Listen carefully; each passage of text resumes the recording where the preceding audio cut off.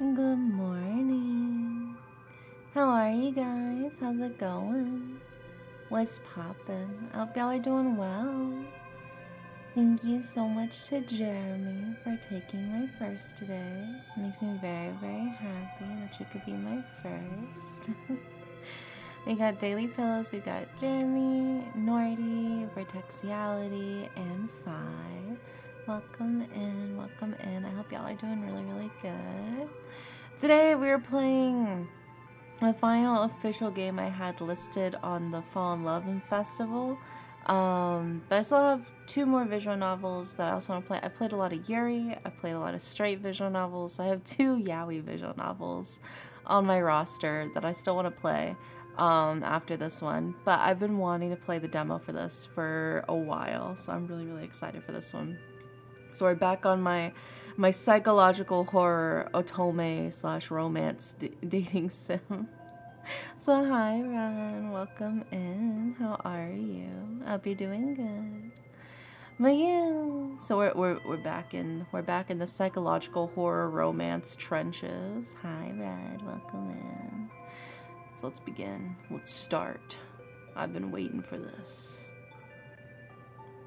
My name is Indie. I just woke up from a killer nap. Oh my god, dude, me too. Literally me too. Ever since I was young, my mother's voice dictated my fate. Every word a reminder that my future was a tapestry woven from family obligations. The pinnacle of this was my arranged marriage to Kazuki. Yeah. A budding journalist my mother had met at a coffee shop. Lucky for her, he was in his late 20s too and looking to settle down. Reluctance gnawed at me, but I accepted, more to quieten my mother's persistence than out of any real desire. Love for Kazuki never blossomed, yet his friendship became a comforting presence, his kindness a balm for my uncertain heart. Then, just weeks after our wedding, he died. Suicide, they said. But something about the way he died, the timing, felt wrong, terribly wrong. Yet, what can I do? I'm an actor in a play, stuck in a role I never chose.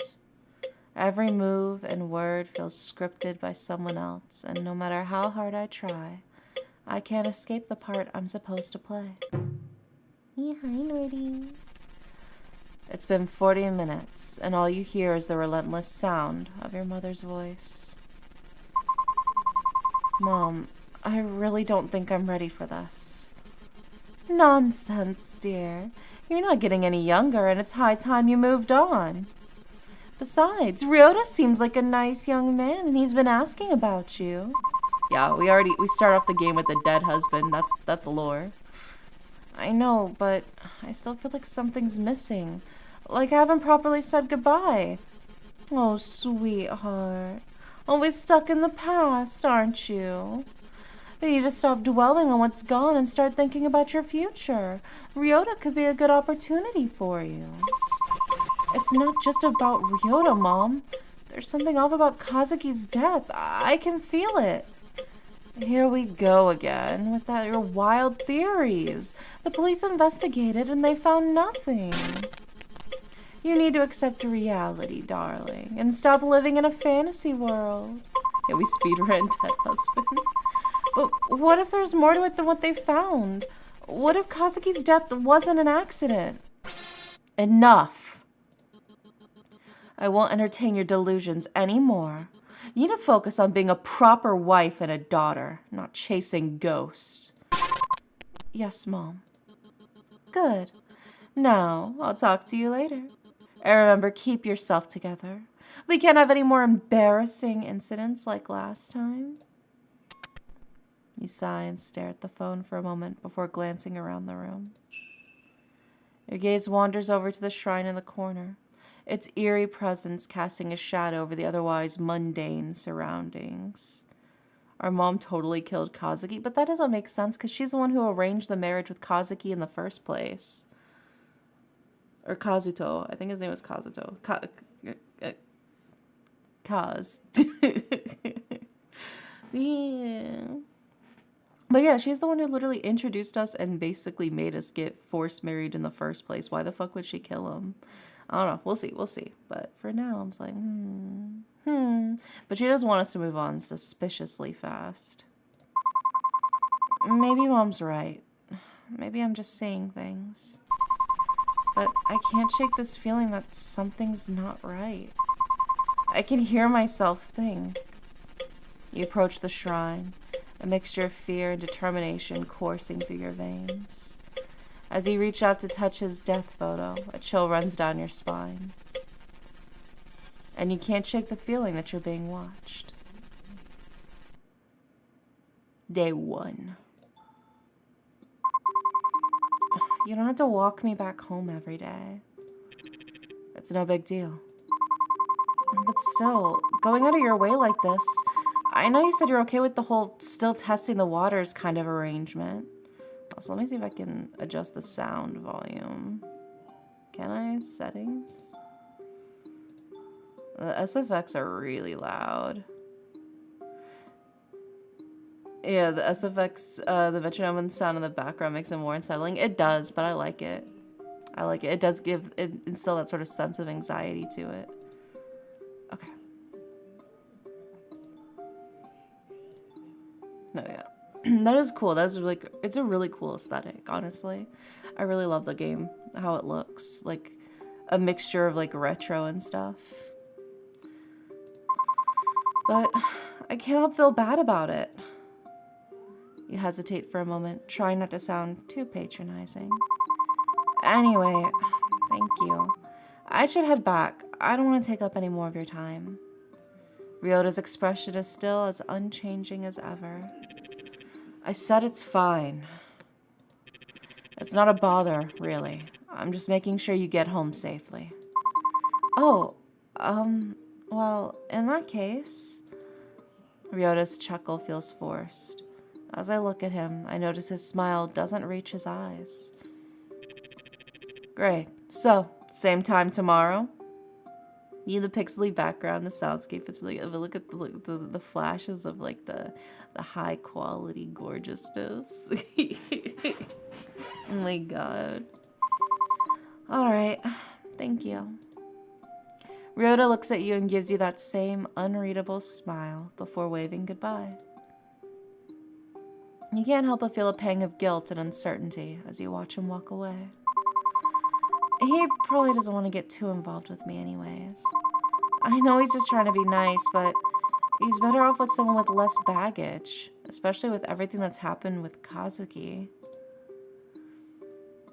You sigh softly, feeling the weight of your own problems.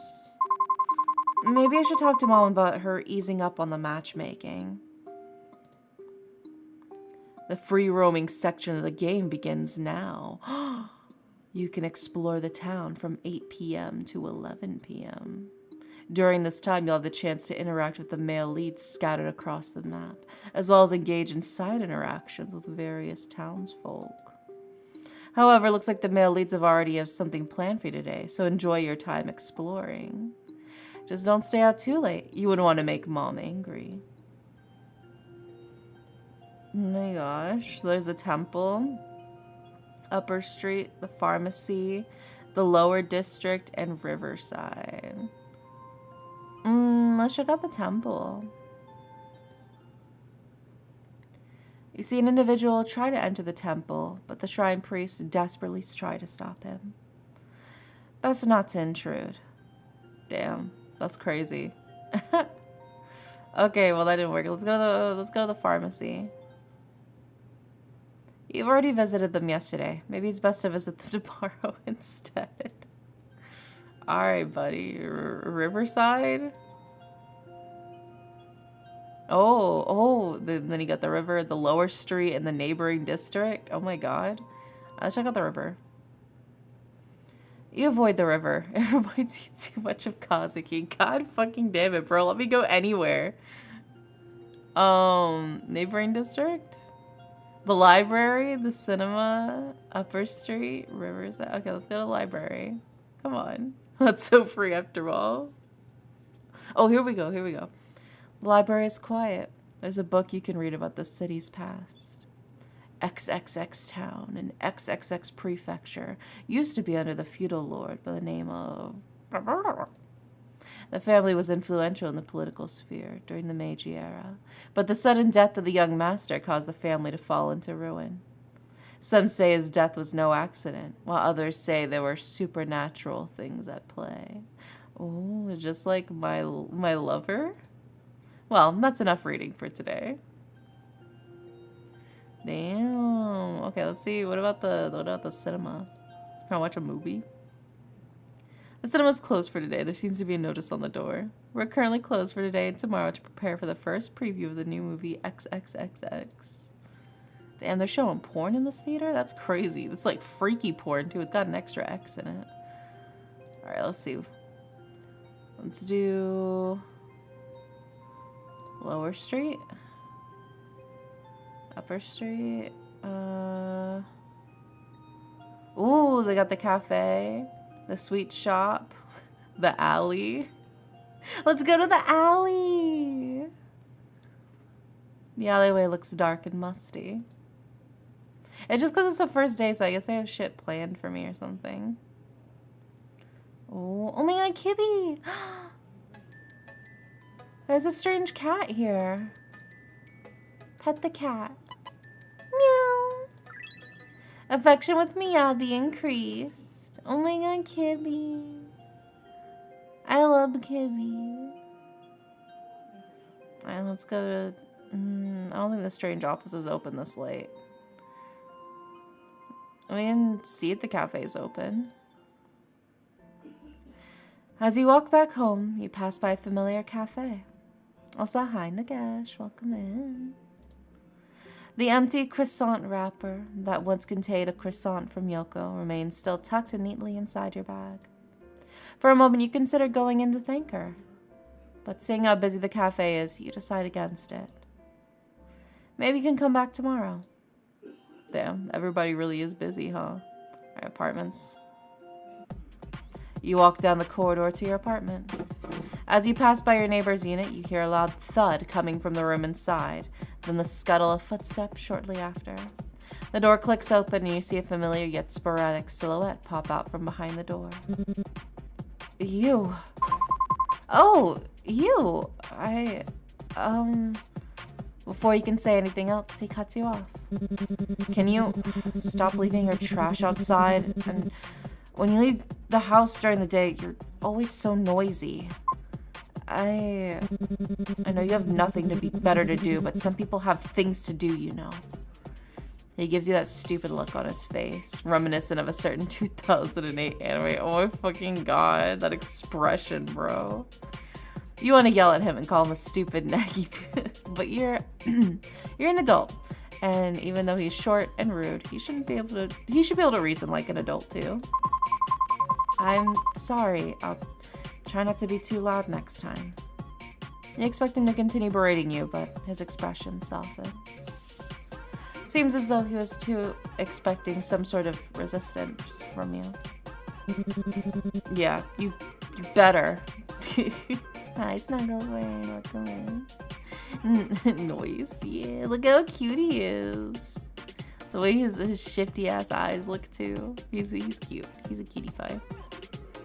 Ren looks at you for a moment, a hint of defensiveness in his gaze, before reluctantly nodding his head and closing the door behind him. What a strange guy. I barely see him when I do. He lectures me. Whatever. Can't let some weirdo ruin my day.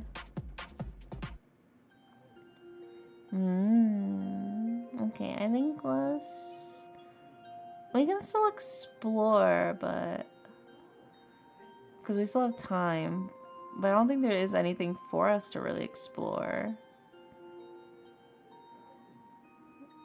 Oh my god, it's a cutie pie. Oh my goodness. No, you. I'm thinking, let's just head home for now.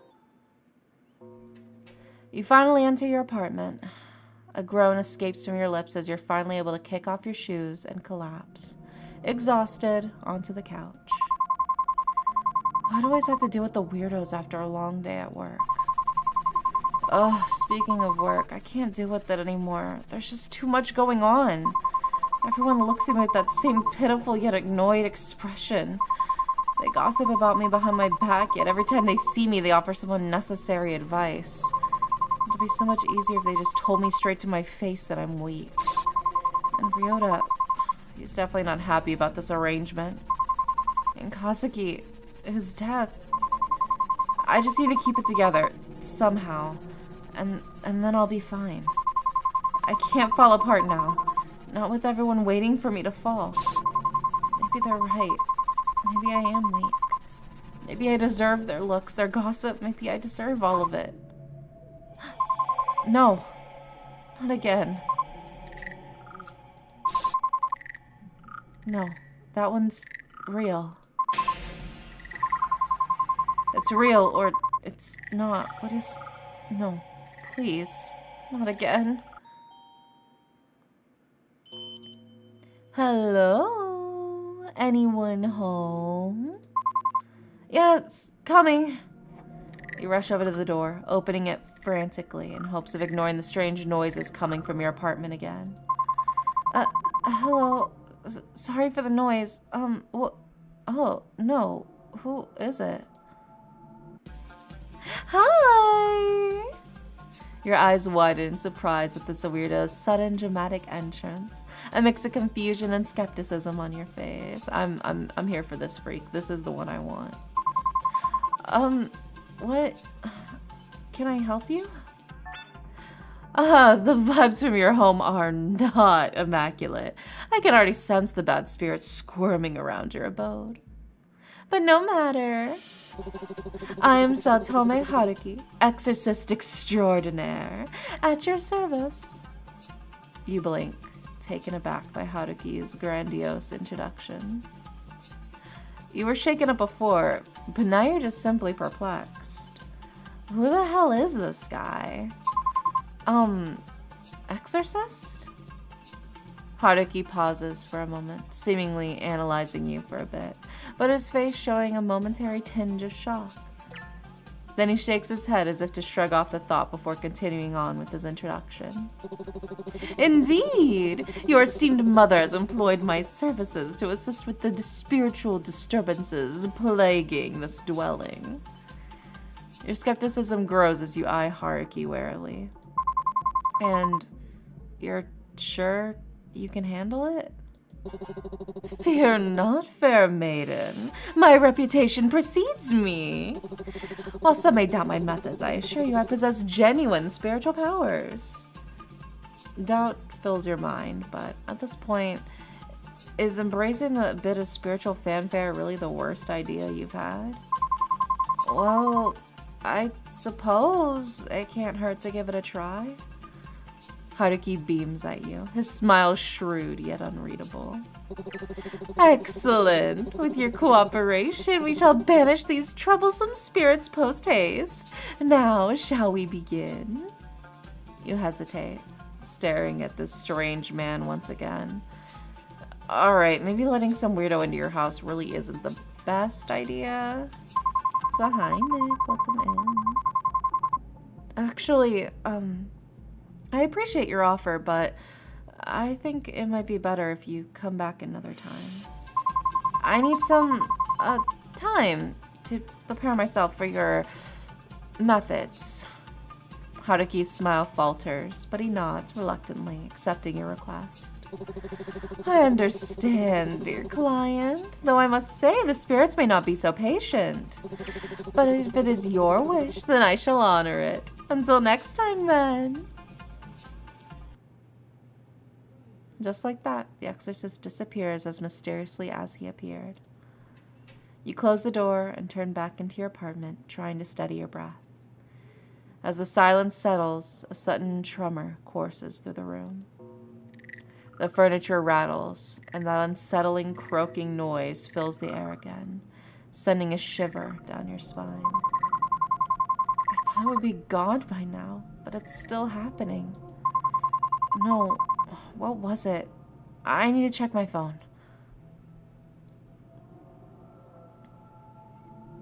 Oh.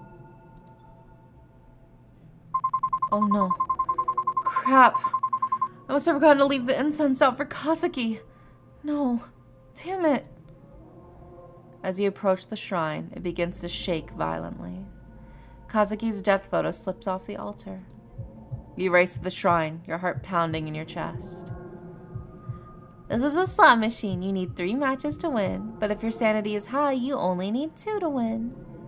Press the spacebar to start playing, or click on the liver. Oh my god, we got gacha in this game. Let's fucking go. Come on, baby. Give me a triple. Did it work?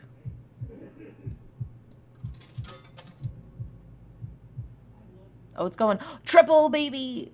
Oh, wait, no. Oh, come on. Come on. Oh, there we go. Okay. Yay! We did it!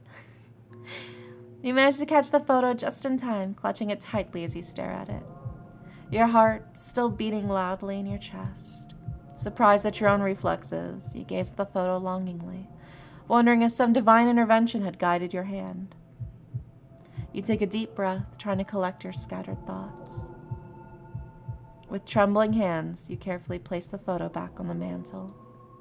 Stepping back, you let your eyes linger on the image, your heart heavy with a mix of confusion and longing.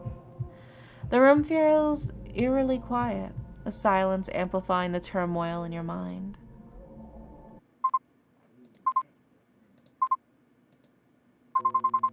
Kazuki? Shit. I'm losing it again. That's not good. I need to calm down. I need to calm down. What did you tell me? What was it? The bathroom. Yes. I have to get to the bathroom. Normally, you would get actual help in order to keep yourself together. But that's not an option for you. At least not now. So this is the next best thing in keeping things under wraps. In this rhythm-based game, your goal is to match to the beat by pressing the arrow keys at the right time. Oh my god, we got a rhythm game segment, baby. Arrow icons will appear on the screen and sync with the music. Hit the corresponding arrow key when it lines up with the target zone. The more accurately you hit the keys, the higher your score. Keep calm and steady your heartbeat, and remember, suppress it. Oh shit.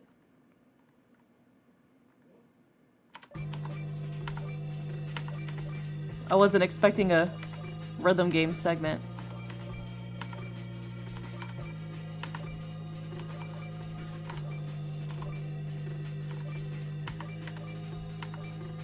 I'm locked in right now.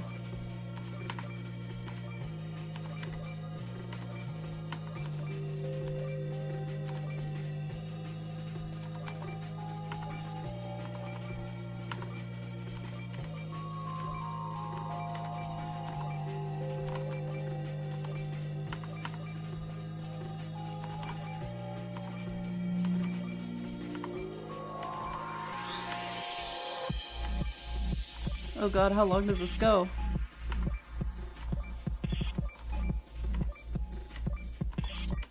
Oh fuck, I'm fucking up. Oh god.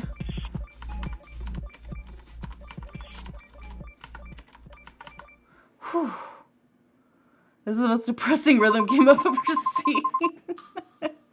Okay. Well, it is a depression game. Okay. Okay. I'm fine. I'm good. It's under control. I fucked up a little bit, but I think I did okay. My head hurts. I should go to bed. Hang on. So let's go to the bedroom. As you enter your bedroom, you fumble for the light switch in the dark. Your hand brushes against a sharp edge on your nightstand, and you feel a sudden stinging pain. You pull your hand back quickly, but it's too late.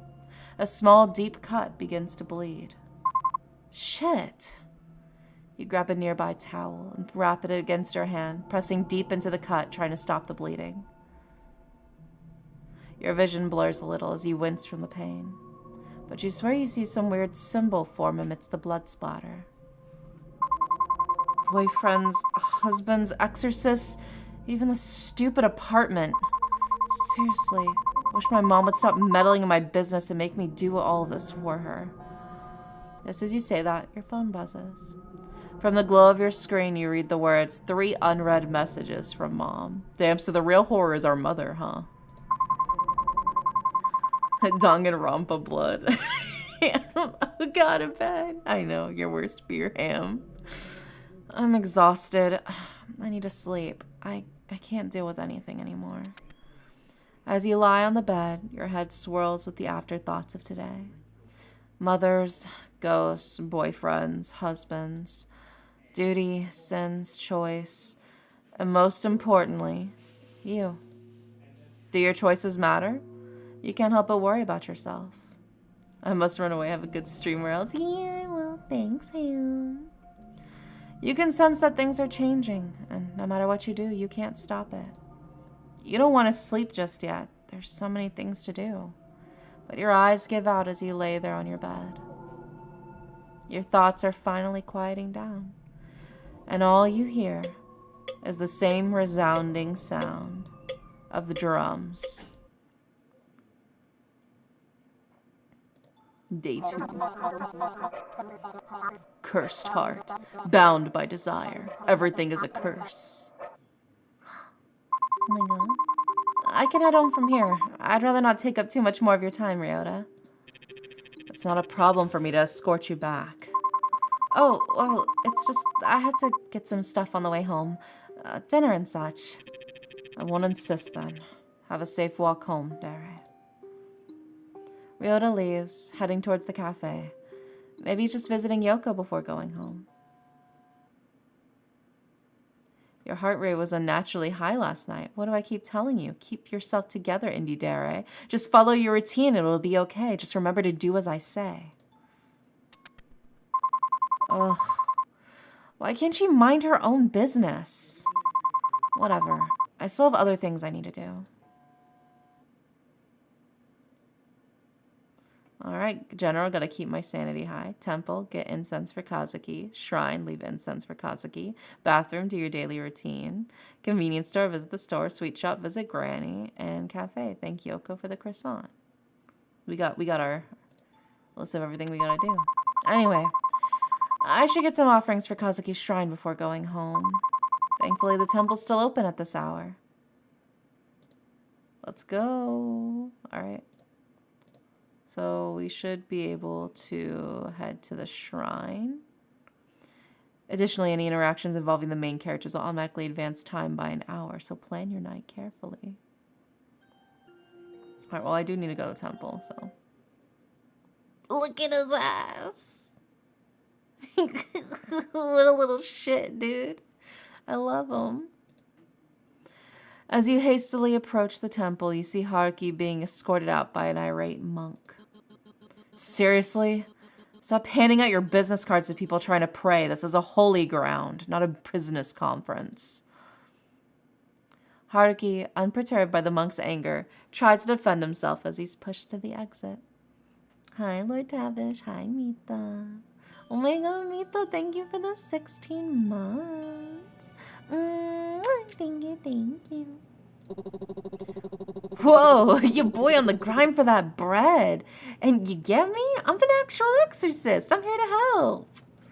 Bro is brain rot exorcist. I love him so much. Oh my god. He's so fucking stupid. He's exactly my type. Oh god. I hate how much I love him. Okay. That's enough. We've had it with your antics. Leave before I call the police again. Jeez, I'm doing what's called marketing, alright? People need my help, and I'm not gonna stop spreading the word. Excuse me, I can vouch for him. He's an actual exorcist. I'm actually one of his regulars. The monk turns to you, his brow furrowed in skepticism. Young lady, you cannot be serious. This is clearly a con man. You need to be more cautious. People like him prey on the vulnerable. I understand your concern, but he has genuinely helped me. I wouldn't be defending him if he wasn't the real deal. The monk studies your expression, his stern look softening slightly as he considers your words. You honestly believe that? It's hard to believe anyone would find help from such a character. See, I told you I'm a real exorcist. Just trying to help people. No scams here. Give me a chance and I promise I'll respect your holy grounds. No funny business, just good old... The monk sighs, clearly torn between his duty and your insistence. Oh shit, here we go.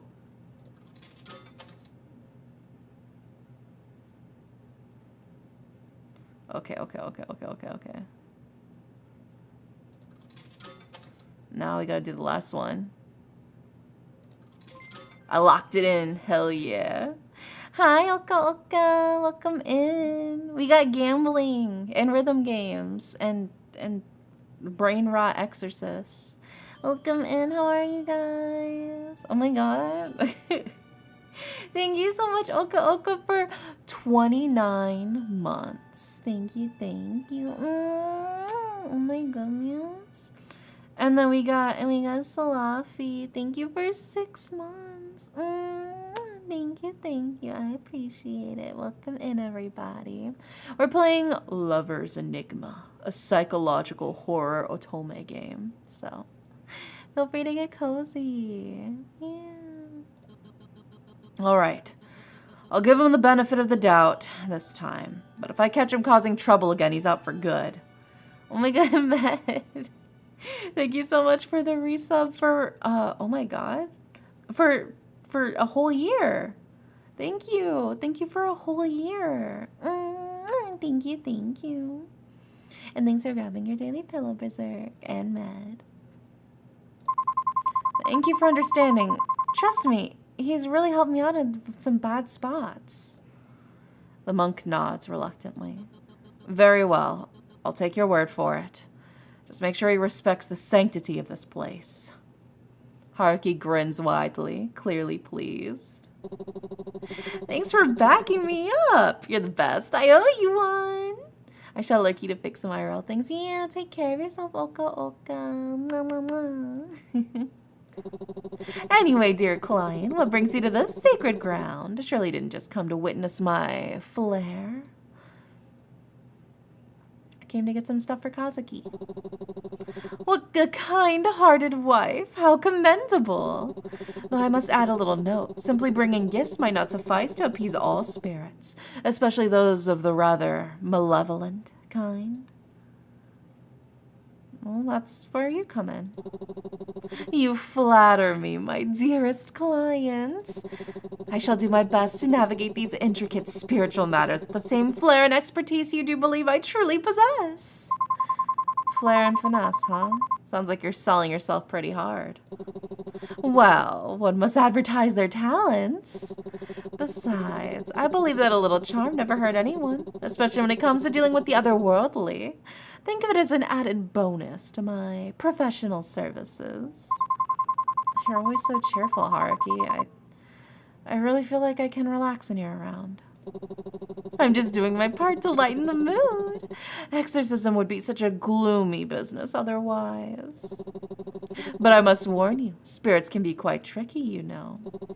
The world of the supernatural is like an intricate dance. Sometimes even benign spirits have their own quirks and challenges. What I sensed at your home the other day, I didn't want to bring it up there and then, just in the case you got scared. But whatever's in there, whatever's haunting your house is not a simple ghost. It's something that's been festering for years. Who wouldn't be afraid if you put it like that? Forgive my choice of words. What I meant to say is, there's something strange brewing spiritually in your home. But that's not something the strong and knowledgeable exorcist from the Sao Tome clan, that is I, can't handle. So please, trust me. I'll help erase any evil that plagues your way. Anyway, I would love to stay and chat, but duty calls. Remember to contact me if anything happens. I'll be off. With a dramatic flourish of his coat, Haruki turns and heads down the temple steps, disappearing into the bustling streets.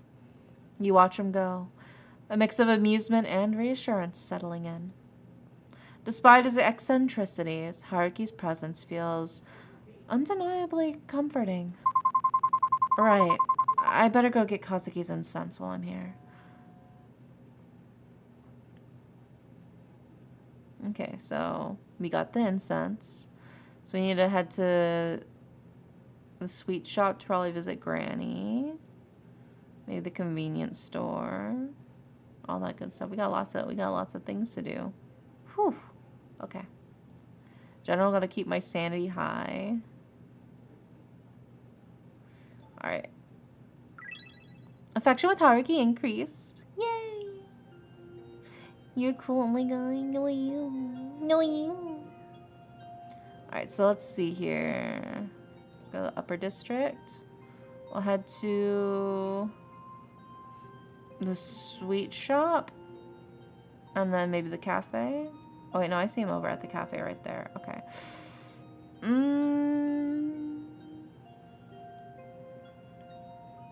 We'll go ahead and go to the cafe, since he's still there. You enter the cozy, dimly lit cafe and see Ryota and Yoko in a heated argument near the counter. You're so stubborn, Ryota. Why do you always have to complicate things? I'm not complicating anything, Yoko. I'm just trying to help a friend. You know how much this means to her. Keep watching. Helping out a friend by pretending to date her? You're just letting Madam manipulate you. It's not fair to anyone involved. Madam is not... This was my choice. This was my choice. I thought you understood that. I understand that you always put others before yourself. But what about what you want, Ryota? Haven't you even thought about that? Of course I have. But what I want to do right now is to help someone important to me. Everything else is not as important. You can't keep sacrificing your own happiness for others. It's not healthy, and it's not fair to you. What am I supposed to do, Yoko? Just abandon her? And you know I can't do that. I'm not asking you to abandon her. I'm just telling you to think about the consequences. Think about how this is affecting everyone, including you. I have thought about it. I already told you. I'm willing to deal with the consequences if it means she gets the help she needs. Yeah, choo-choo. And what if the consequences are more than what you can handle? What then, Ryota? Ryota notices you and turns to leave the cafe, mortified and clearly frustrated, muttering under his breath, I can't deal with this right now. As he storms out, Yoko's gaze finally falls on you. Her unhappiness at being unable to follow Ryota outside is evident, but there's a trace of apology in her eyes. Hey, Hame-chan. Sorry I had to see that. How can I help you? Thank her for the croissant. Thank you for the croissant earlier. It really helped me today. It's nothing. I'm glad you liked it. What was that about? You and Ryota seemed really upset. Yoko winces. I'm sorry you had to see that. He's just being difficult. It's just... I'm worried about Ryota and this whole situation. I know it's not entirely fair to blame you or him, but I can't help but feel like everyone's been forced into this awkward position because of Madam's demands. You both deserve better than this, so I can see why you're going along with it. I understand the position we're in. Despite everything my mom has done, I'm really thankful to have him by my side. Yoko raises an eyebrow, clearly skeptical. I see. It's good to hear you're making the best of it, but I can't help shaking the feeling that Ryota's in a tough spot. He's always been so dedicated, but pretending to date you just to please Madam. I worry about how much this is really going to be taking out of him. Oh my god, so we got this is like the fake dating potential to real lovers arc with Ryota. I dig it. I dig it. Ryota always pretends he knows what he's doing. I can see through it, but you, Hame-chan, what do you really want out of all of this? I'm worried about it. You look away, troubled. I'm a little worried. We've known each other for so long, but he's so focused on this, I feel like I barely know him anymore. Yoko's eyes soften with understanding. I see. Do you trust him? Do you believe that he really knows how to handle everything that's going on?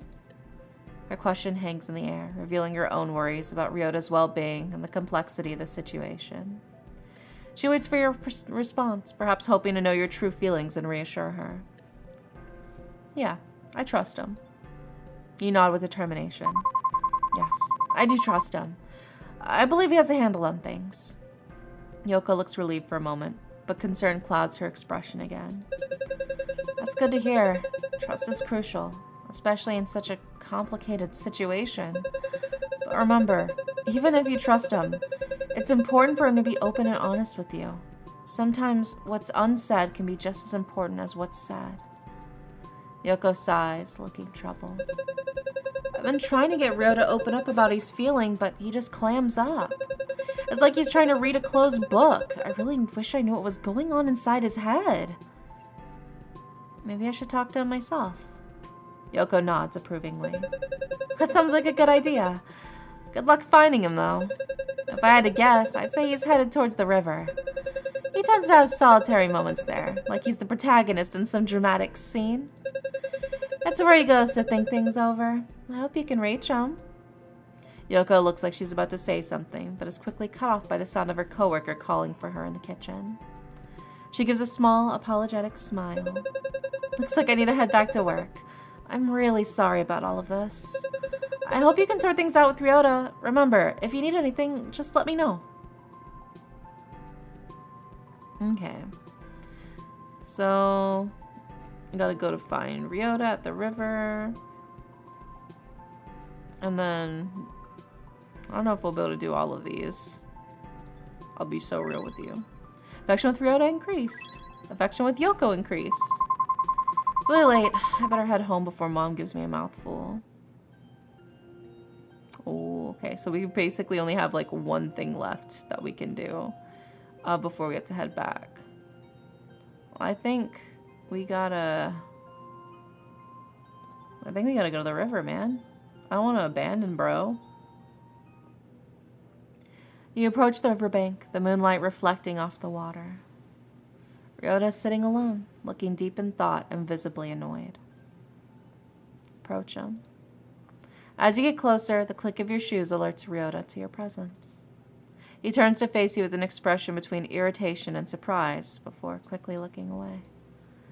The soft glow of the streetlights cast shadow on his face, highlighting his tense demeanor. What are you doing here? Yoko sent me, but more importantly, I'm worried about you. You seemed really upset earlier. Is there anything I can do to help? You don't have to worry about me. He attempted to brush off your concern, but the strain in his voice is evident. You can tell he's struggling with something deeper. He just needs a little push. Oh shit, here we go. Oh fuck, I fucked up again, didn't I? Oops. Come on, final one. Yay! Ooh, baby, a triple. I care about you, Ryota. I want to help in any way I can. If you need to talk or just need someone to listen, I'm here for you. Ryota's shoulders relax slightly as he processes your words. He exhales slowly, his demeanor softening. All right, thank you. It means a lot to know someone cares. As you stand by the river with Ryota, the tension between you two is palpable. He looks out at the flowing water, his jaw clenched in frustration. You know, it really bothers me that Yoko thinks I'm only going along with the whole fake dating thing to appease your mother. I mean, yes, I was happy she trusted me to support you, but it's more than that. This is something I wanted to do for you. Leah, hi, Leonix. Welcome in. I get that Yoko's worried, but sometimes it feels like she still thinks of me as a child. Does she really think so little of me? Yoko does believe in you, Ryota. I do too. It's just that sometimes it's hard for people to see beyond their own fears. She wants what's best for you, and she's afraid of you getting hurt. I know she means well, but it's frustrating. I wish you could see that I'm not just doing this for show. It's hard for me to put my thoughts into words most of the time. I just wish you would trust me. I wish she could see that I'm not doing this just for show.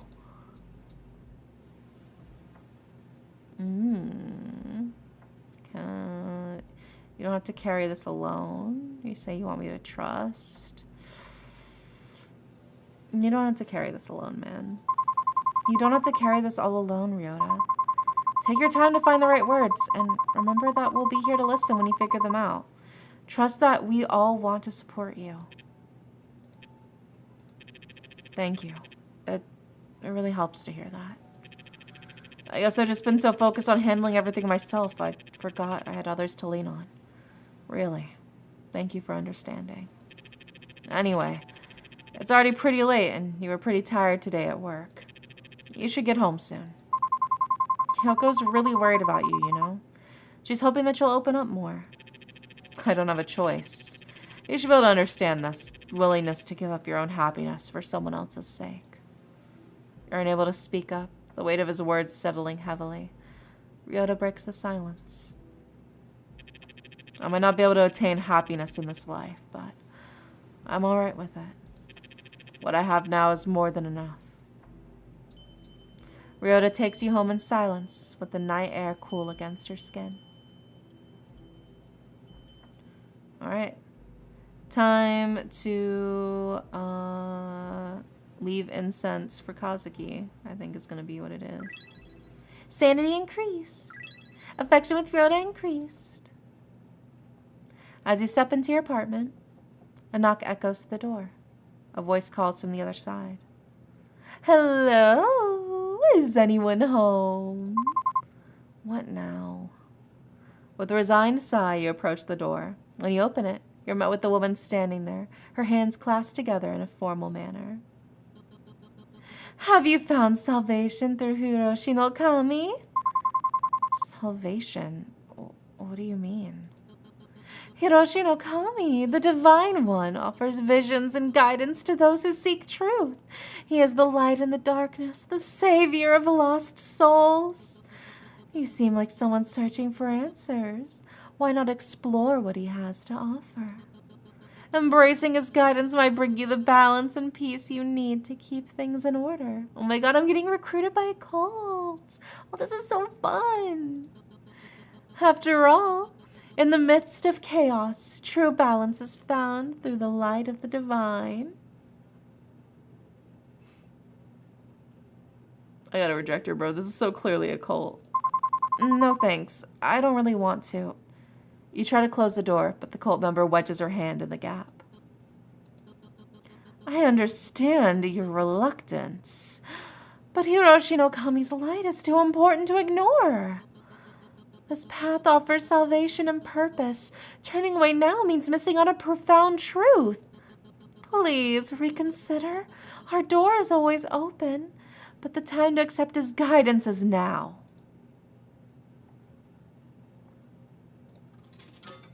Come on, baby. Last one, come on. Reel her in. Yay! Why do cults show up so often in the games you play? I just got that energy to me. I got that freak, you know. They can smell it. Actually, there was like a really fascinating, there's like a test that you can take that actually like calculates how susceptible you are to cults.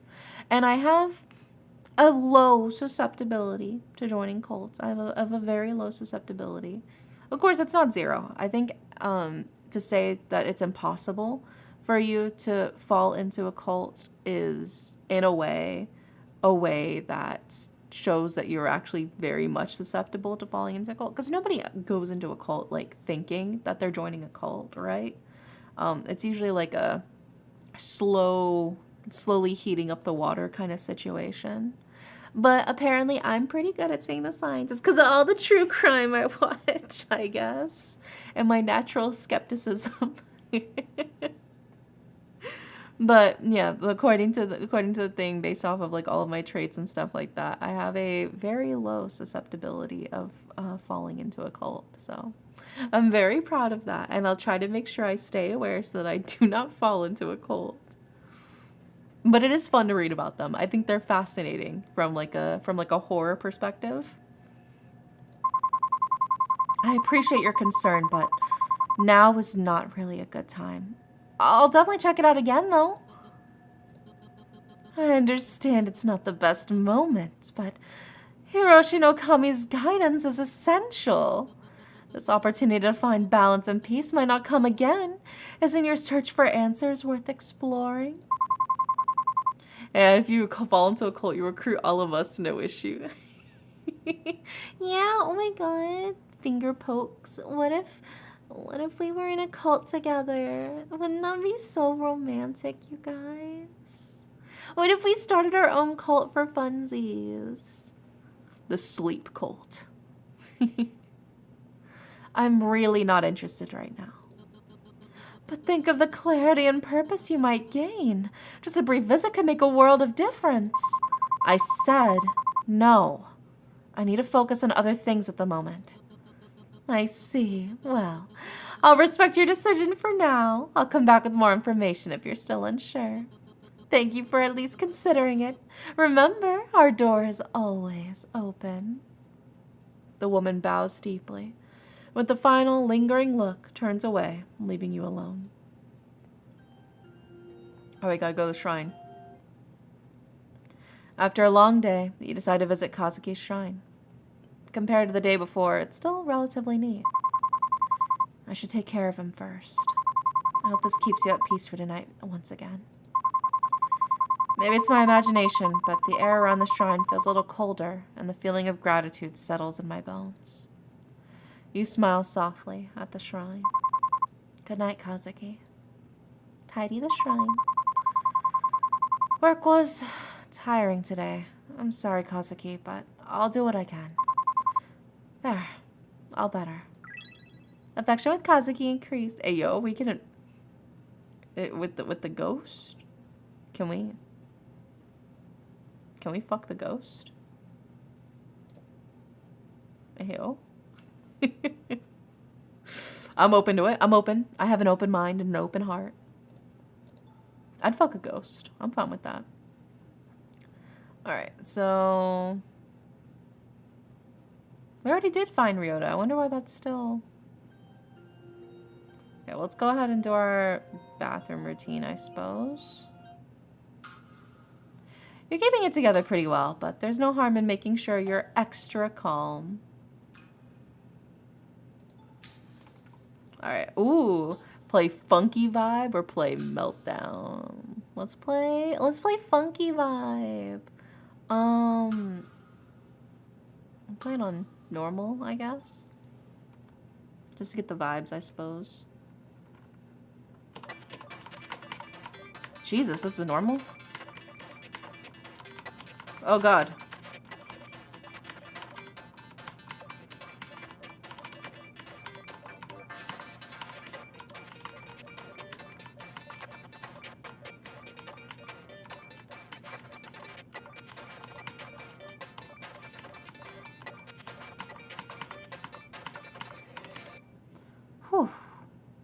Yeah, that was Funky Town. Impressive, you hit 94% of the total notes. Sanity increased. My sanity 100%, baby. I'm so fucking sane. Alright,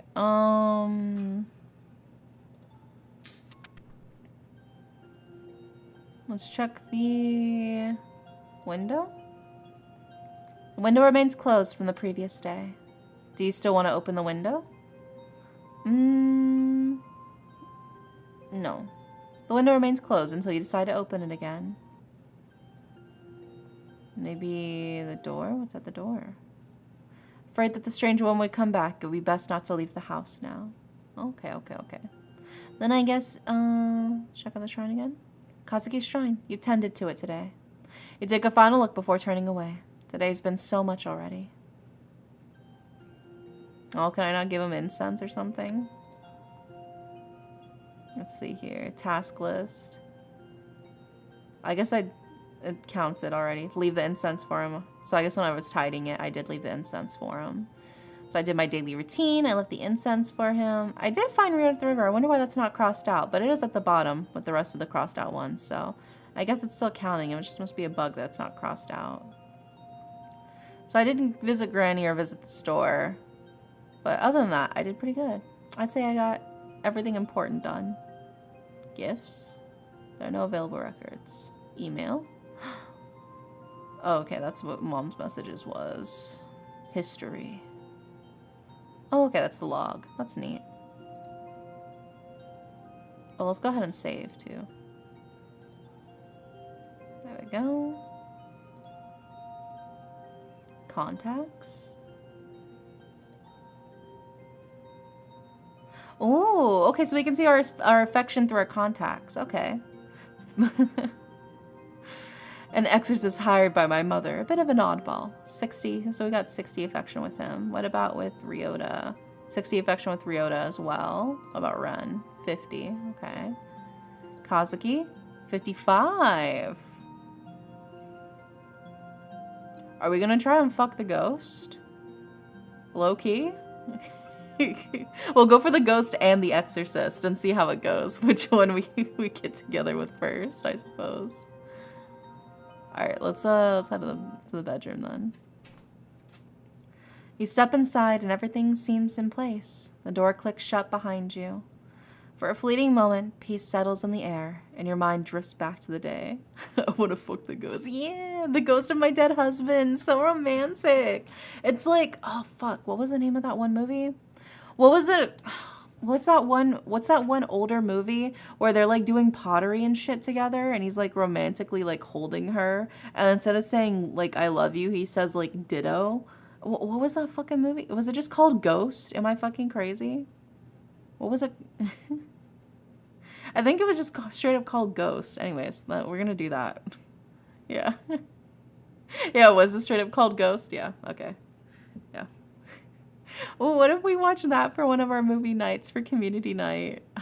That'd be kind of fun. Whenever I'm with Haruki, his high energy makes me feel less tired, and he's surprisingly fun to be around. Though I might be feeling the best, but at least I know Ryota might understand this feeling too. And a soft, unexpected smile brushes your lips. Maybe things aren't so bad after all. Maybe not everything has to be difficult. But before the thought can settle, something stirs beneath your skin. Guilt, thick and alive, begins to bubble, crawling its way through your veins and towards your fingertips. Your hands tremble. You glance down. Was that a flicker? A slither beneath the surface? What the... How can you enjoy life when Kazuki's killer is still out there? You don't actually believe he committed suicide. Do you? So hi, Alec. Yeah, I haven't been able to join your streams lately, which is sad, so I'm glad to join you. Welcome in, welcome in. I'm glad to see you. The accusation lingers, sinking its claws in. Also, good night, Red Bow Light. Sweet dreams. Your fingers find your nails, and you begin to pick. Anxiety bubbling up, choking your thoughts. No. You're already working on finding his killer, aren't you? Yet the doubt coils tighter. Are you making any progress? It whispers, persistent. Who gave you the right to smile, to feel any joy when Kazuki is nothing more than ashes now? Your nails dig into your flesh, tearing at guilt festering just beneath the surface. You claw at your skin, frantic, as if somehow you can scrape away the guilt, as if those phantom insects crawling beneath the surface will stop moving, will stop whispering. The scar on your hand throbs sharp, biting, and suddenly the wound opens again. Fresh blood dripping down your wrist, your head pounds, a drumbeat of dread. A knock echoes from the door, soft but familiar. The cult again? Panic seizes you, and you run to the bathroom, desperate to escape, to wash away the dread crawling from your spine. You splash cold water on your face, but as you glance in the mirror, something flickers behind you. A shadow, a presence. Your stomach twists violently. Bile rises, and you hurl the day's lunch into the sink. Then, without warning, the lights snap off. Darkness engulfs the room, thick and suffocating. The only sound is the low, menacing hum of the ventilator and the running water filling the void. And then, footsteps. Thumping, scuttling, someone is outside the bathroom door. Indidere. A voice calls out to you. Mom? No, it can't be. She's far away, too far away to be here. You shake the thought away, but the thumping grows louder, and the cold dread seeps into your bones. The wound on your hand bleeds more, the pain shooting up your arm. Kazuki, you whisper a prayer, barely audible. I'm sorry, please. I'll find your killer, I swear. Your phone buzzes in the dark, cutting through the tension. A notification flashes. It's from your mom. Remember to call if you need help. Your heart clenches, a bitter laugh slipping from your lips. Fuck that. I am not calling that bitch. But then a colder thought cuts through the fear. Who are you calling?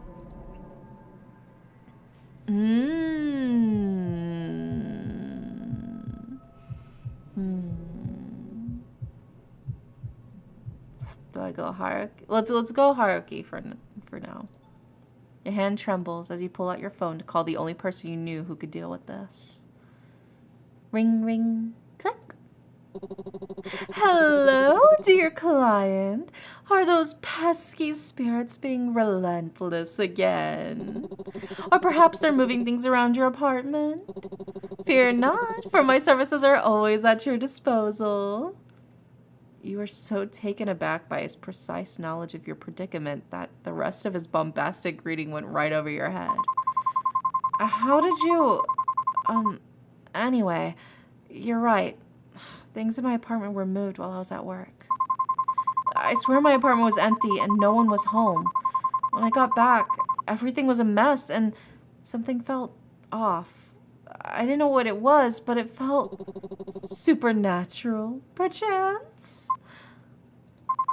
Please, just come over and help me. Of course, I'll be there shortly, milady. You fucking milady, bro. Oh, God. I don't know if I want to fucking punch him or kiss him, dude. He gives me complicated, unnecessary feelings. Also, hi, Dog Bristle. Beep, beep, beep. Despite how odd he is, I can't help but feel reassured. The chill of the apartment sends shivers down your spine. And so, partly against your better judgment, you step out of your apartment to wait for Haruki to arrive.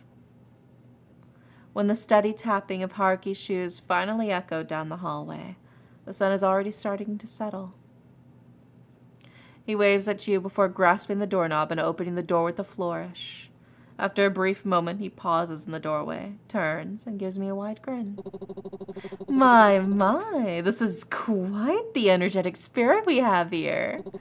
Of course, this will not be an issue to me. I would advise that you step back a bit, milady.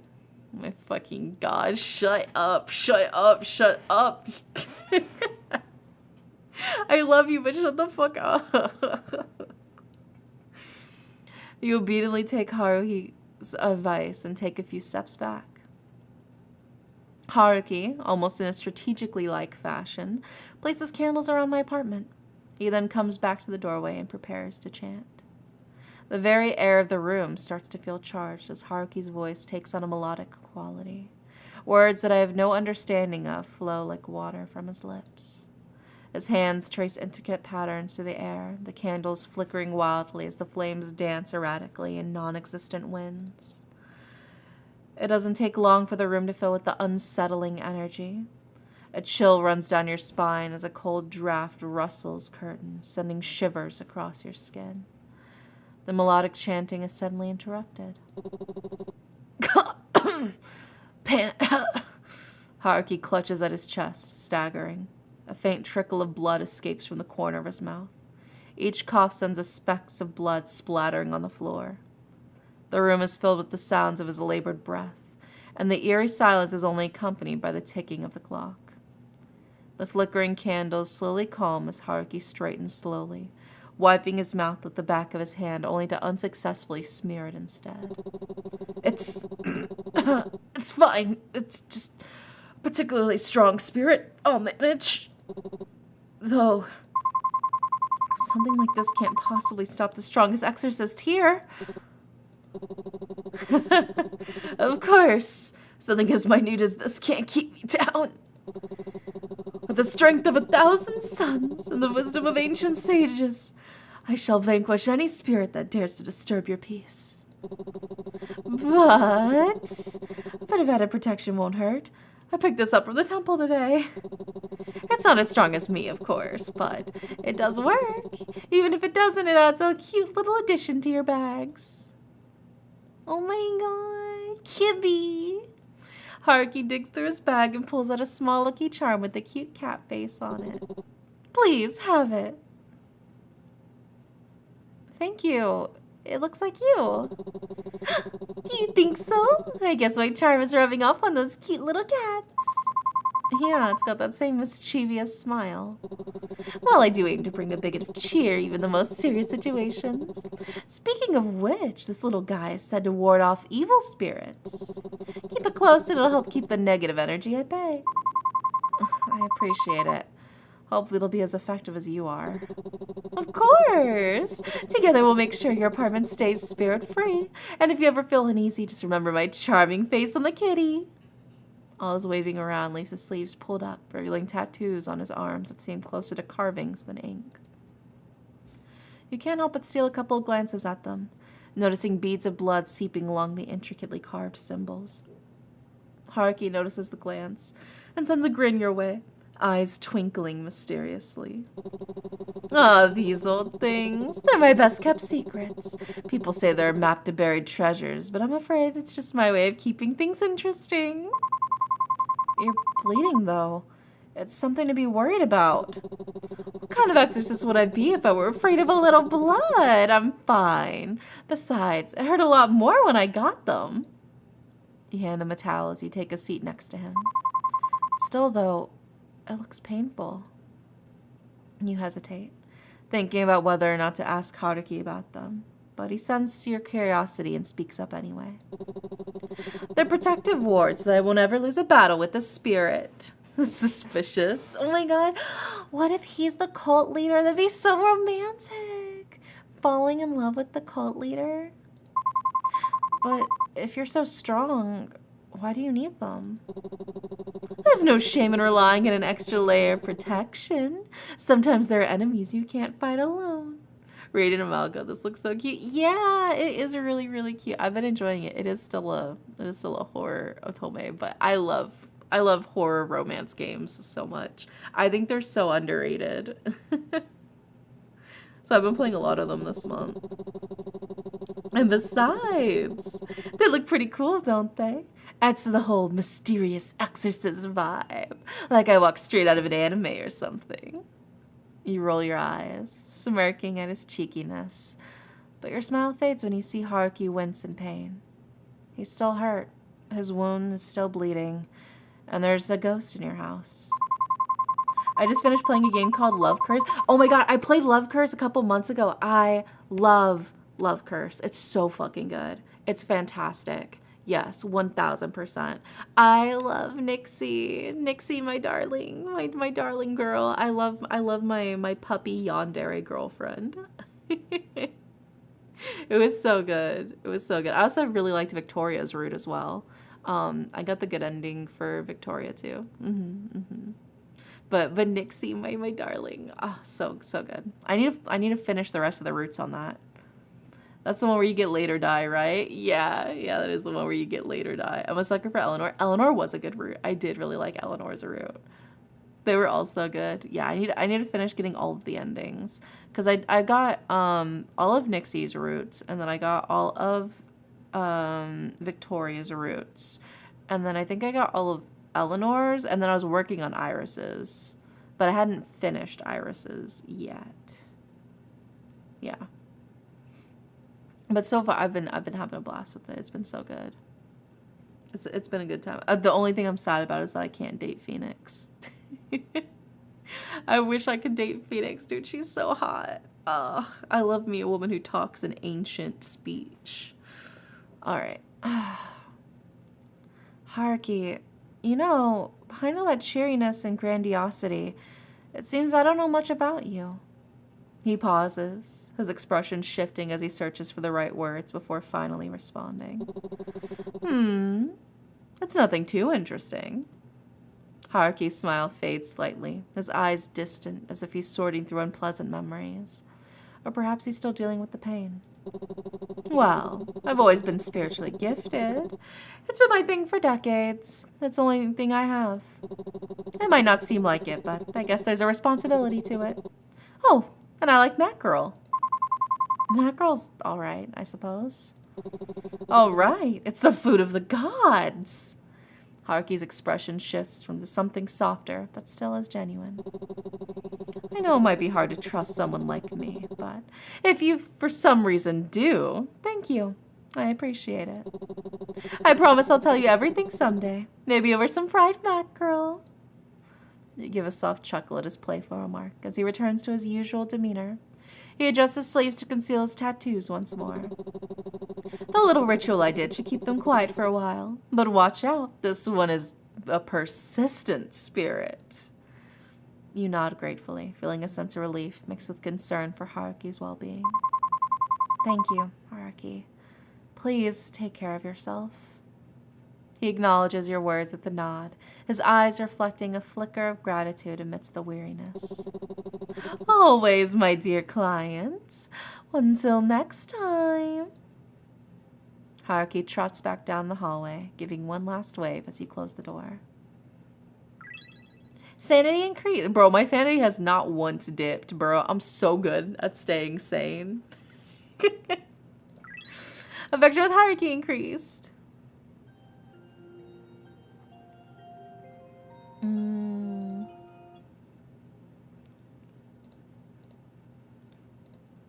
Okay. I think we gotta go to bed then. We gotta go to sleep. Sanity 1 million. Yeah. As you drift into sleep, fragments of another life flicker through your mind. Faces and voices swirl around you, familiar yet distant, leaving an unsettling sense of deja vu. Sanity is important. Well, it reminds me, whenever I played Needy Streamer Overload, I'm a little too good at keeping the sanity in check, man. I turned her into a normie. I cured her. Sometimes I'm a little too good at that. There's a leader's presence, a protector's shadow, a friend's warmth, a wanderer's wisdom, and a companion's loyalty, all tangled in memories you can't quite grasp. You want to make sense of it, but weariness pulls you deeper, into a void-filled slumber where the past whispers but never fully reveals itself.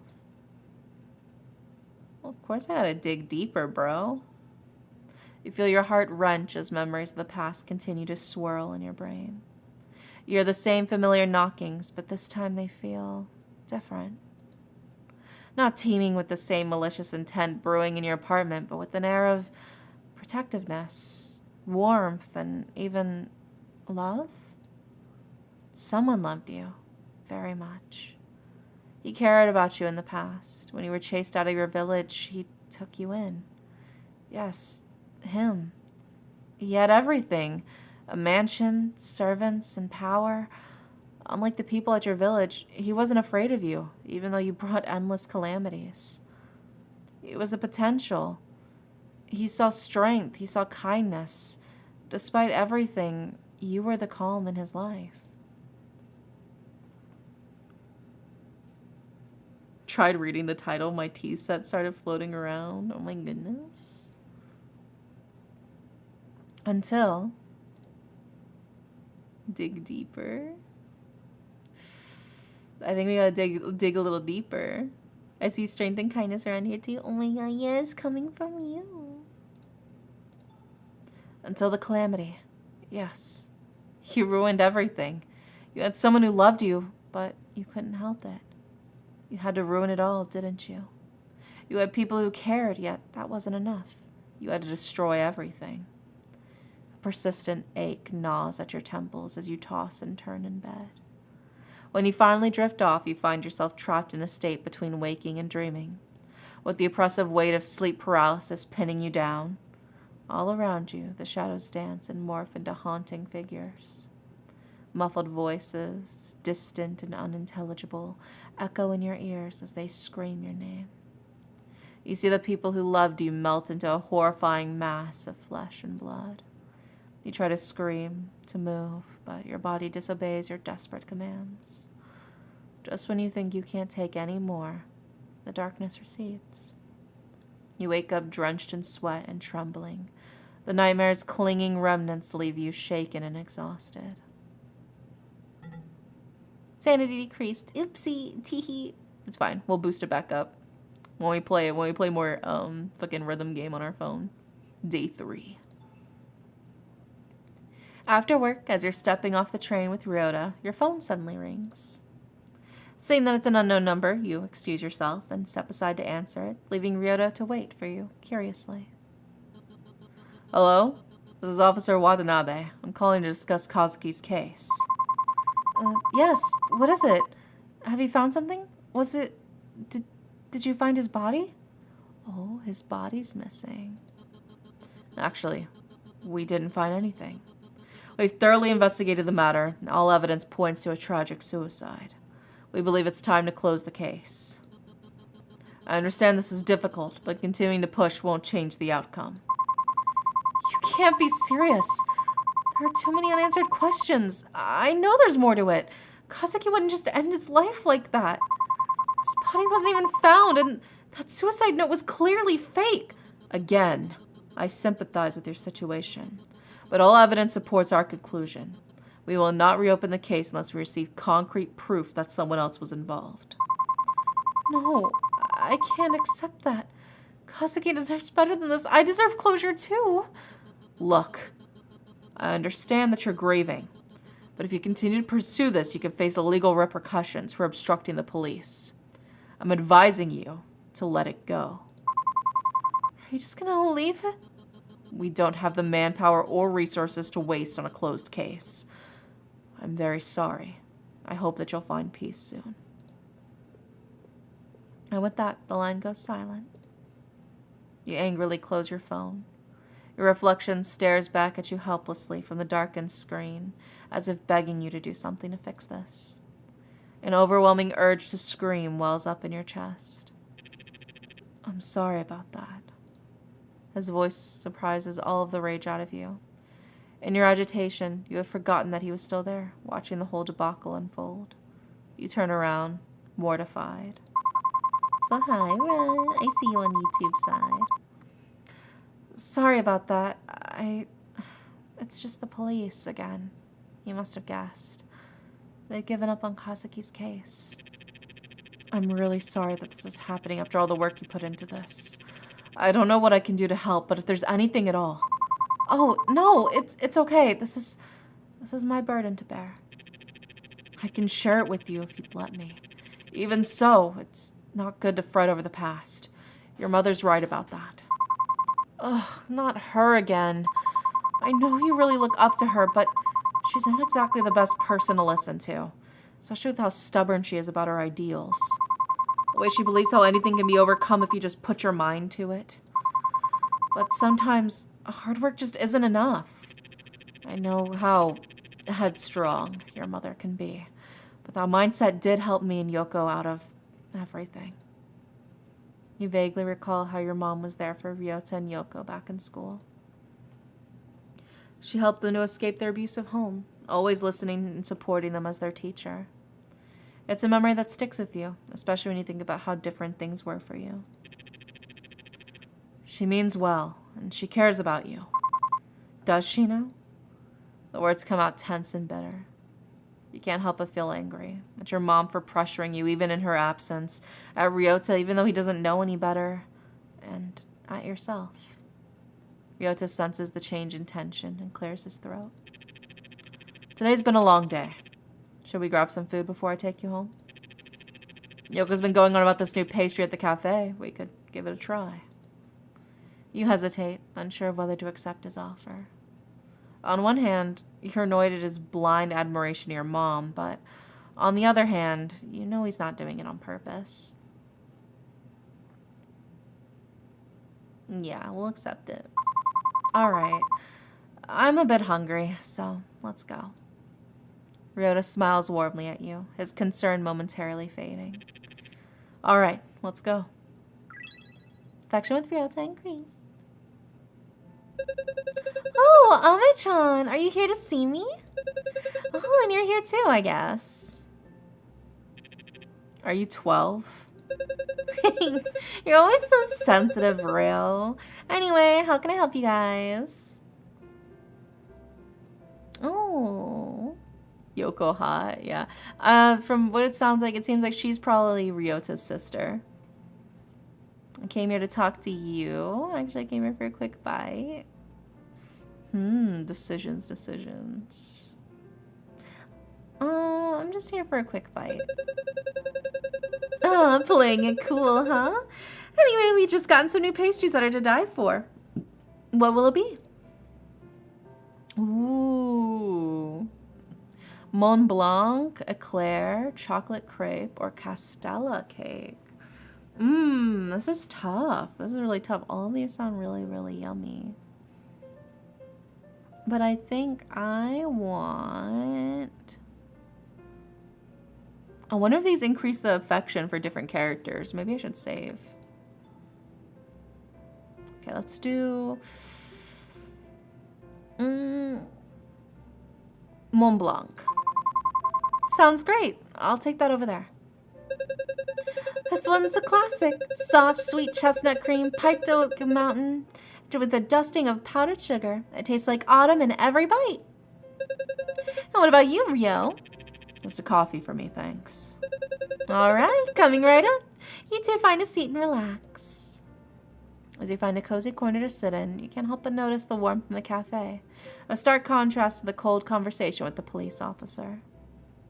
Ryota's attempt to lighten the mood doesn't go unnoticed, and you start to feel a bit of the day's stress melt away. Shortly, you see Yoko bring some over pastries and coffee with a cheerful smile. Here you go. Enjoy. Thanks, Yoko. That looks delicious. Anytime, Ame-chan. Just remember, you're always welcome here. You take a bite of the pastry, and for a moment, everything feels a bit better.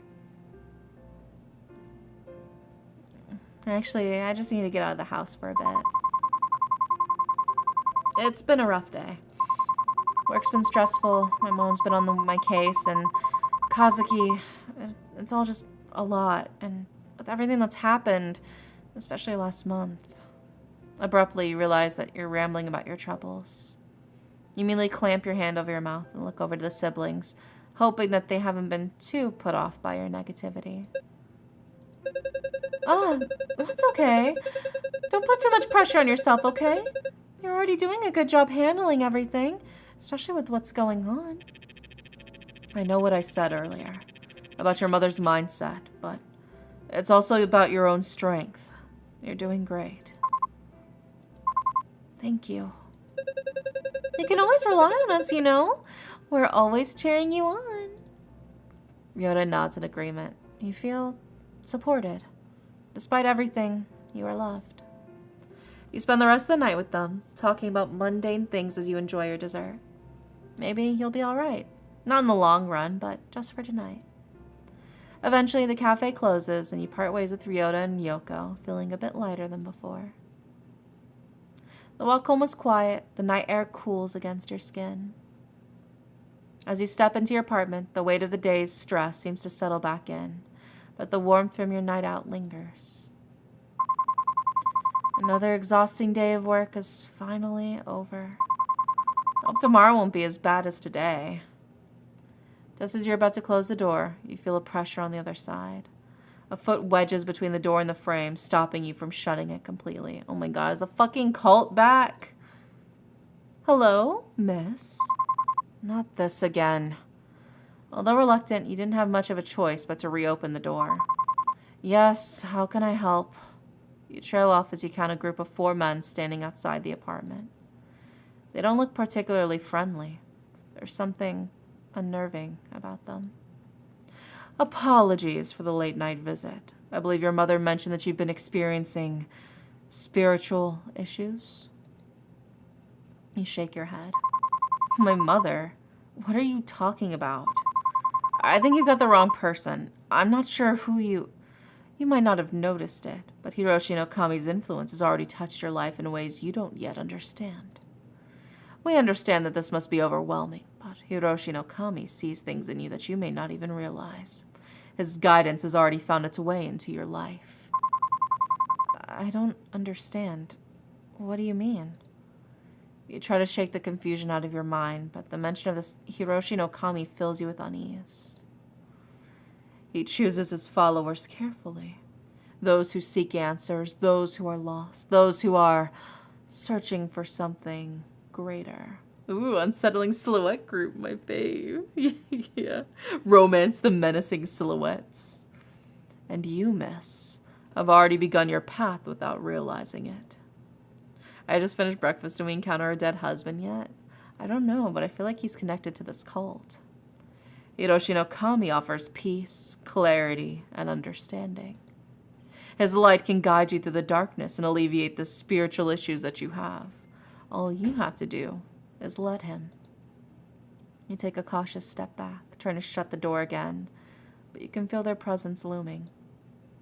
The cultists hesitate, their eyes scanning you like they're deciding what to do next. The man who spoke earlier steps forward, his gaze focused and intense. Miss, we understand that our arrival is sudden, but this path we offer isn't one that you should turn away from.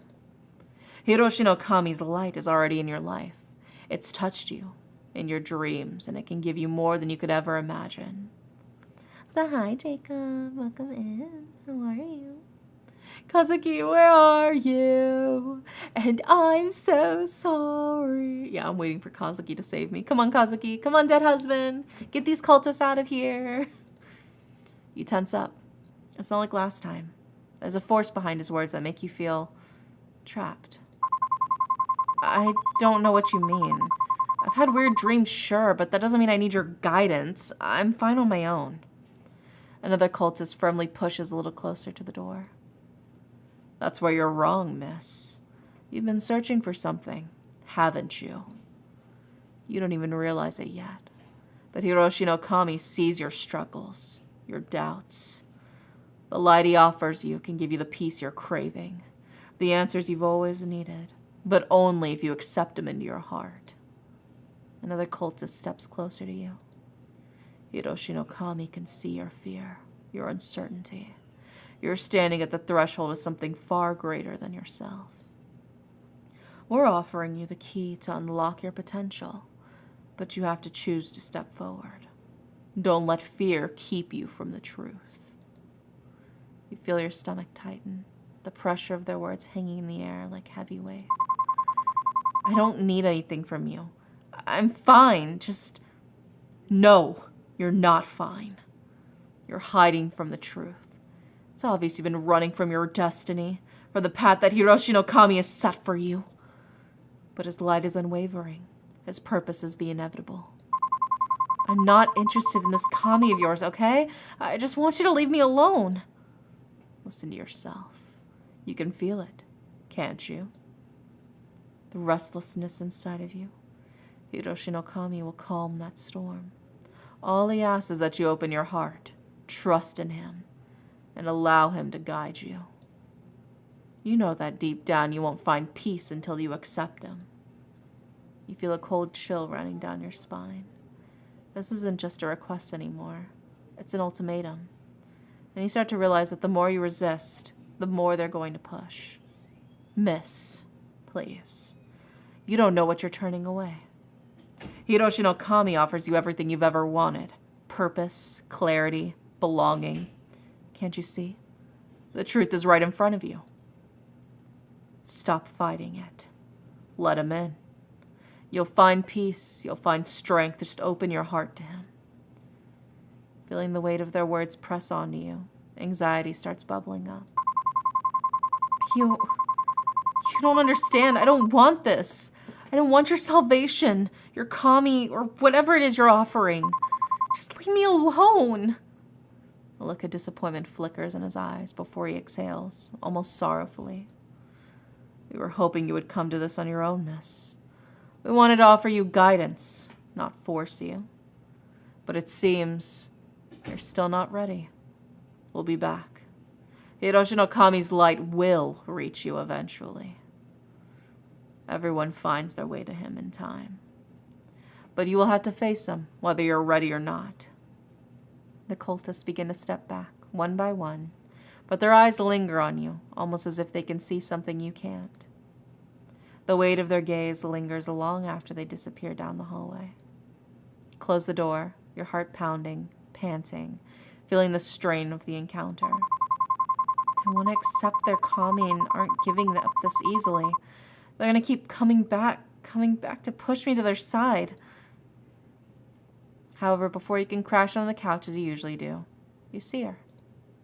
An all too familiar presence seated with rigid stillness that sharpens as she looks up, disappointment carved into her expression. Why are you doing this to me? Do you know who called me today? The police, again. And why? Because of you, prying into that Kazuki boy's death again. How many times must I tell you? This curiosity will be your ruin. Mom, please. I don't need... Need? This isn't about what you need. I'm not offering help. I'm telling you it has to be done. Everything you're missing, I've already laid out the answer for you. I'm giving you solutions, but you're the one that's not willing to change. It's you that's the problem. Ryota, the exorcist. Mom, I'm trying. I really am, but... Trying? By pushing away the people I send your way?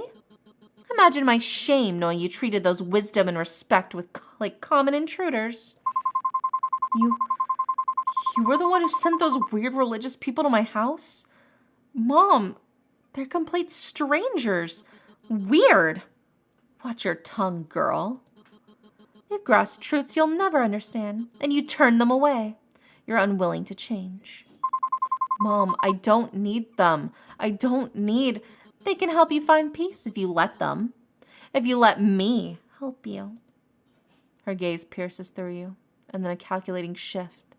Her voice softens to a deceptive murmur that chills your skin like the calm before the storm. You wouldn't have to bear these burdens if you just listen. All I want is what's best for you. The room feels as if it's closing in, shrinking with every word that slips from her mouth. Her voice relentless and insistent, sinking into you like a weight pressing from every side. It's too much. Your sanity slowly slipping. Oop. Your heart slowly pounding against the pressure building in your chest. The constant urge for you to give in, to surrender, if only to quiet her voice. No, her sanity is dropping. I can't take this. I don't know what to do. Your mind reels, clouded by anxiety as her words echo around you. The pounding in your chest grows stronger, threatening to overtake your last bit of composure. And despite your visible displeasure, your mother keeps speaking, her voice a constant assault against your thoughts. You almost break down as your mother's words ring in the background. There you go again. Are you just going to say something or just sit there? As she waits, her gaze piercing, expecting you to respond. What are you trying to pull? Don't just stare blankly at me. Her face hardens, her gaze latching onto you, expectant, demanding more. Your grip falters, nearly slipping when, suddenly, a voice soft and unfamiliar echoes in your mind, cutting through the clamor. You don't have to do this alone. Your eyes gaze over to the phone in your hand. You don't have to deal with her ramblings alone. Yes, you can always get help. I'll have to call someone, but Ryota's nowhere nearby, and Haruki, who knows where he is right now. Ren could be an option, but he's hardly the type to calm things down. If no one's going to get here right away, then I'll have to keep her distracted until they do. But who should I call? We gotta call Haruki. Oh shit, oh shit.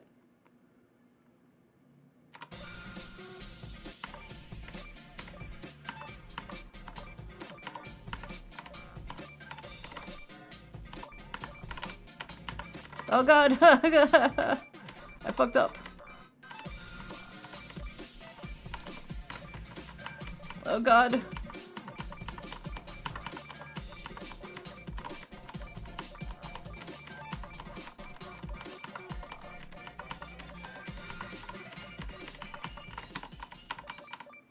Oh my god. Jump scare. Jump scare game. Oh god. Okay. After several more rounds of her scathing words, you feel your resolve wavering. Yeah, it's DDR. The suffocating silence following each of her accusations presses down on you, urging you to respond, to appease her, anything to relieve the tension mounting in the room. Your thumb hovers over your contacts, finally landing on that familiar name. Haruki. Should you really call him? You're not sure what he could do, but if your mother believes in him enough to hire him, it's worth a shot. You quickly type out a message and hit send, your heart racing as you wait for a response. Text. Haruki, I really need you to come over. It's my mother, and I can't seem to get through to her. Maybe you can help? Just as you're about to set your phone down, your mother's sharp voice slices through the air. I'm speaking to you, and you're using your phone in front of me? How dare you? You hesitate, caught between frustration and desire to keep the peace, but the bitterness slips out before you can think better of it. I'm texting the exorcist you hired. Perhaps he can do something about all the religious nonsense you're always spouting. Her expression shifts, disbelief morphing into indignation as her eyebrow arch. You're bringing him up now? This isn't about him. This is about you and your unwillingness to accept the solutions I've provided for you. You take a deep breath, the rising tide of anger in her voice only fueling your resolve. Well, I am. I'm utilizing one of them. You provided the solution, after all. Her face reddens as her frustration mounts, her voice a mix of anger and exasperation. Don't get all mouthy with me. This isn't about him or your so-called supernatural problems. You take a deep breath, trying to maintain your composure as you lock eyes with her. Mom, please, just hear him out. He might have some insight that could actually help us. You hired him for a reason, so just let him do his job. Fine. You want to drag an outsider into this, so be it, but don't think for a second this absolves you of your responsibilities. You feel a moment of relief wash over you, but it's quickly overshadowed by the rising tension in the room. You return your attention to your phone just as Haruki's cheerful text appears. Absolutely, dear client. I will bring my expertise to the rescue. Even if my interpersonal skills are about as polished as a rusty doorknob, I promise I'll give it my all for you. Just hold tight, I'll be there faster than you can say mommy issues. His jovial tone makes you smile despite the tension, and for a moment, you feel a flicker of hope as you picture him bounding through the door with that trademark exuberance. The air thickens with tension as your mother processes your reply, and you can feel a spark of defiance brewing within you. Now you just need to keep calm until he arrives. Maybe one more song? Oh shit, here we go. Okay.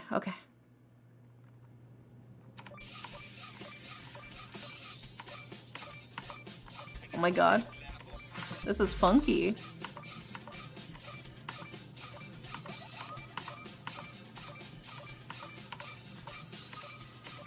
I got this.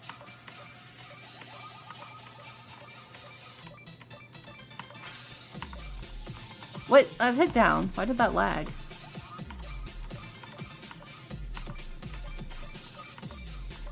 It's fine. As long as I get most of the notes, I'll be okay.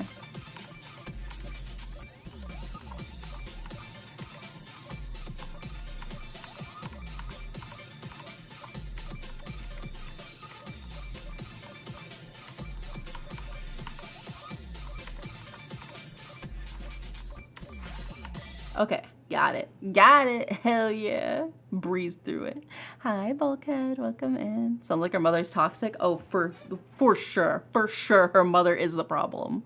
Like, goddamn. Impressive, you hit 98% of the total notes. Oh my god, the game is praising me. Sanity increased. You managed to calm yourself down, your heartbeat finally steadying. Your mom's words still rattle you, but you remain calm enough to hold your tongue. Each minute stretches, her harsh words chipping away at the last remnants of your patience. When you begin to doubt he'll show up, there's a knock at the door. Probably gonna head to sleep, but just want to say hi. Yeah, thanks so much for popping in. I appreciate it. I hope you have sweet dreams. Ta-da! The doorknob rattles, seeming to rattling a bit. I can't open this. Hold on. The doorknob slowly turns. Ta-da! It's me, Haruki.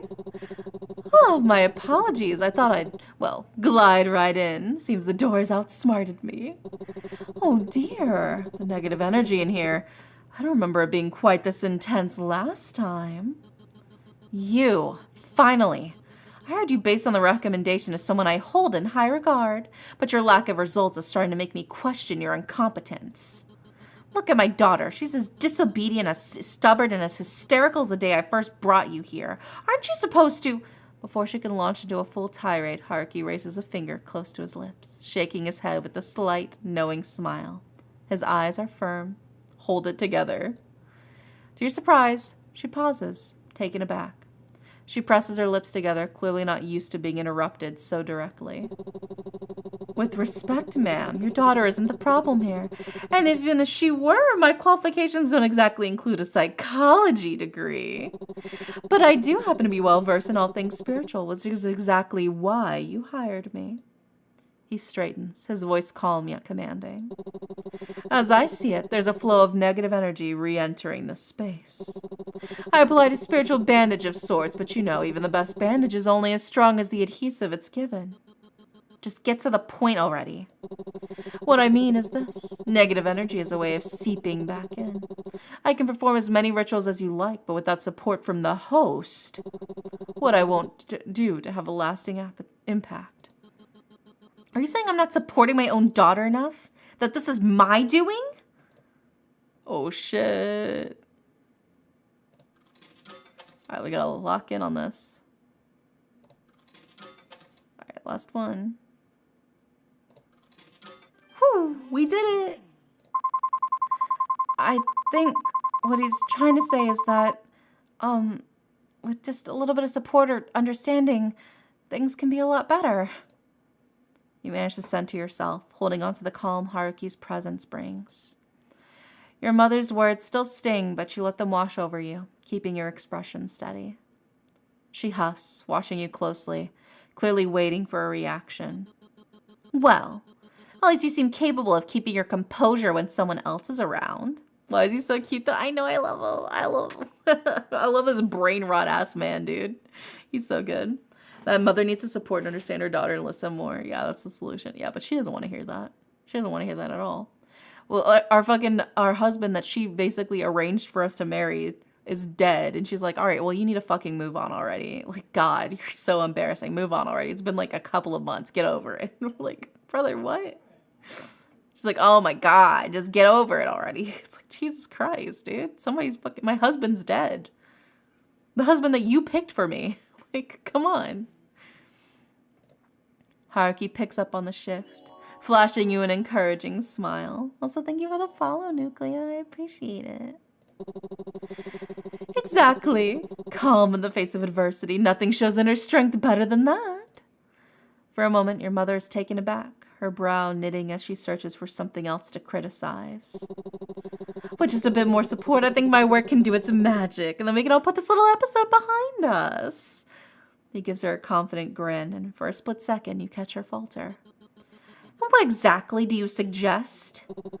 I'd advise you let us handle it, offering as much support as you can, from afar, of course. What? So you're saying I can't be involved at all?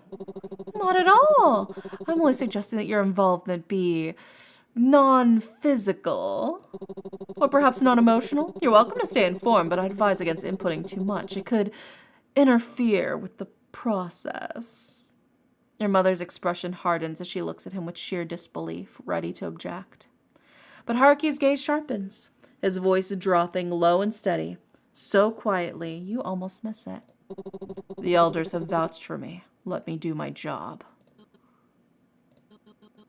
Fine. But don't think I'll just sit back in silence. This is my daughter, and I'll speak up if I need to. The serious glint in Haruki's eyes fades as he beams with his usual grin. Absolutely. Your input is very, very important. He said your call is very important to us. Please hold while I transfer you to a supervisor. God damn. Oh, that's so fucking funny. I love that for him. You can see her bristle, her lips twitching as if ready to argue, but she holds back. With one last glare, she snatches her purse and mutters bitterly. You'll regret this. As she leaves, Haruki turns to you, tilting his head with an amused glint in his eyes. Well, I'd consider this a case closed. You sigh, shaking your head. She won't let this go so easily, you know. She'll definitely come back. I think I gave her enough to consider. She'll probably hold back at least a little bit. About that, what was all that talk of elders? Don't tell me you're part of some kind of religious sect, too. He flashes you a playful, almost innocent look as he turns away slightly. Well, every mysterious and charming entity such as myself needs a secret backstory. You pause, feeling a flicker of curiosity along with a touch of wariness. There's so much about Haruki that remains a mystery. So many pieces that you aren't sure you're ready to uncover. But before you can even form the words, he turns, sensing your unspoken question. I saw Haruki kinda, I know, I fucking love this piece of shit, dude. I love this motherfucker. Oh, I wanna stick him on a pike, and then I wanna rotate him in like a fucking grocery store like rotisserie. I wanna turn him in my brain like rotisserie chicken, bro. He kind of also looks a bit like our Kazuki. He does a little bit, yeah. I know it must be hard to trust me when there's so much I can't explain. Someday I'll tell you everything. But for now, I just hope I've done enough for you to trust me. Just a little. Please. His voice softens, and something unreadable flickers in his gaze, a depth he rarely lets slip. Just as you open your mouth to respond, he turns away, his shoulders drawing in slightly as if shielding himself for whatever you might say. You recognize the gesture all too well. It's the same way you guard yourself, bracing against answers that might cut too close, holding your breath for what you may never say. And in that shared, unspoken moment, you wonder if he knows how much of himself he's revealed without a single word. And remember, you don't have to do this alone.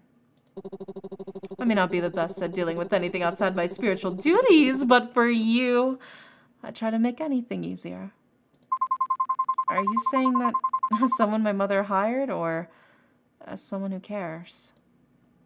He gives you a sad, knowing smile, followed by his usual cheeky wink, but there's a warmth behind it that feels different this time. Hopefully today's proof enough. You'll never have to face this alone, not if I can help it.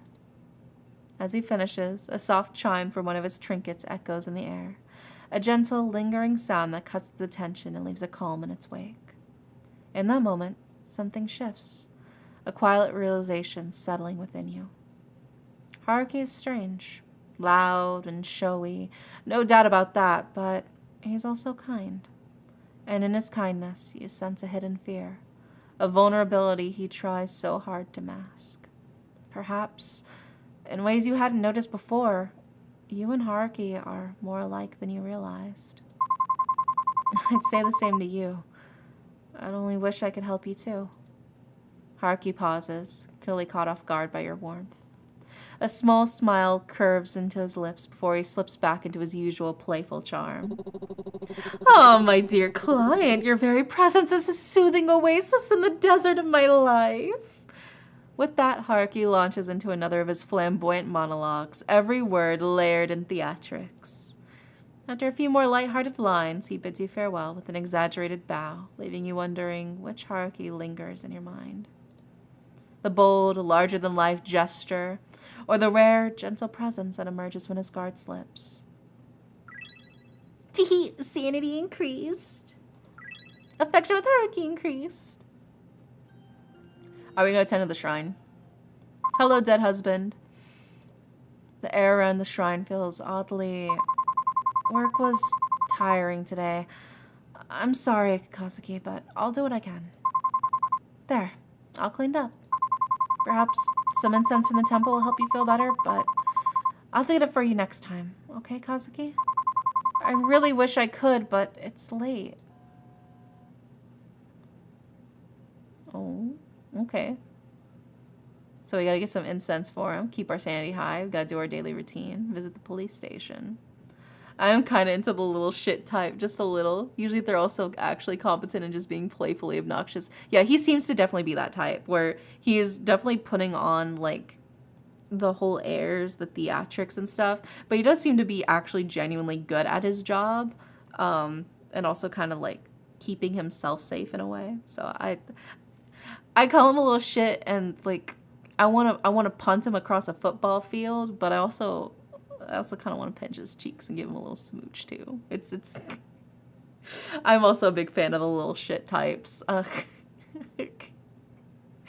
So I get it 100%. Okay, so let's see. I think let's go to the bathroom. Let's play our DDR, boost our sanity again.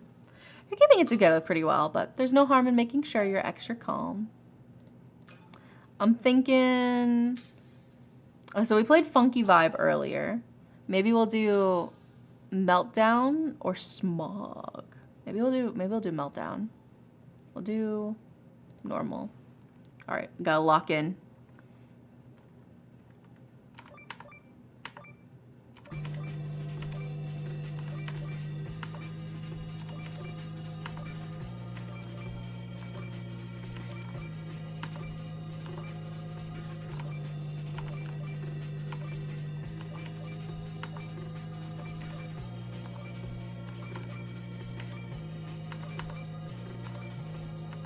No, I missed one. Fuck.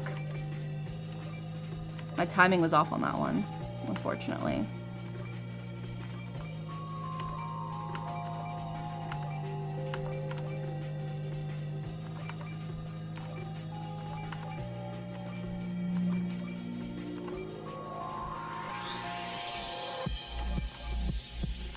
Ooh, I kind of like the beat on this one.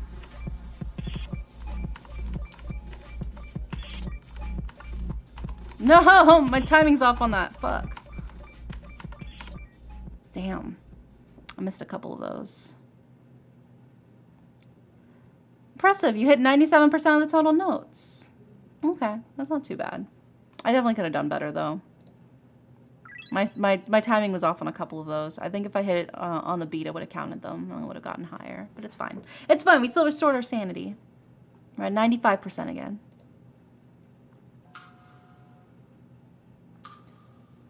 Gotta keep my sanity high. Why is there Miku colorful stage in my psychological horror otome? Because Miss Miku is what's keeping us sane right now. That's why. Miss Miku is the one helping me. Alright. Let's go ahead and head to bed, I suppose. I was trying to listen to see if that was Meltdown. Oh my god. It would have been so good if that was Meltdown, like Rin's Meltdown. Yeah, it's a different one. I think that's just like a different song that's also called that. But no, I do love Meltdown. The actual like Vocaloid song. It's really good. Hatsune Miku's lit. Yeah. I'm actually pretty decent at Hatsune Miku Colorful Stage. I can't really stream it because I play it on my phone and I use my phone for my model. So I wouldn't really be able to have my model and stream it, and also I'd have to figure out how to like hook it up so you guys can actually see it. But I'm actually legit pretty decent. I'm pretty decent at Hatsune Miku Colorful Stage. I can play some songs on expert. I think last time I played, I could do like difficulty like 24 average. It was pretty solid. I could do pretty decently. Yeah.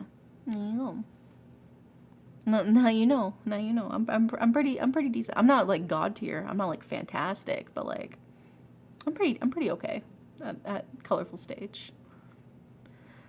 Finally enter your bedroom and switch off the lights. They flicker and sputter before finally surrendering to the darkness. Slipping beneath the covers, you hear the quiet hum of the pipes, the low rush of the cars on the street, and the usual footsteps of the neighbors from above. But tonight, the footsteps multiply, a growing thump that becomes heavier, faster. You start to wonder if it's something else. With a glance, you place your phone nearby, fingers itching for a quick call if needed, but eventually, sleep overtakes you. Ayo, Kazuki! In the depths of the night, you dream of Kazuki. In dim, hazy scenes, he talks about his fascination with collecting insects, each word faint as a breath. The images, though, grow clearer.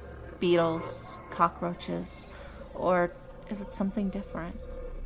Something sinister. Its body snaking around the room like a creature just beyond your reach. You search almost desperately, trying to find its name, but it slips away, elusive, lost in the fog of your dream. It seems as though the tapestry is finally unraveling itself. The key players have already made their first move, though some have moved quicker than expected. Others still hesitate, as if time waits for them. I wonder what your next move will be, my dear princess. Molting form and shedding skin, it claws to life from death within. Survival's call, a twisted creed, the ancient curse reborn to feed. Oh my goodness. We got a whole cute little poem.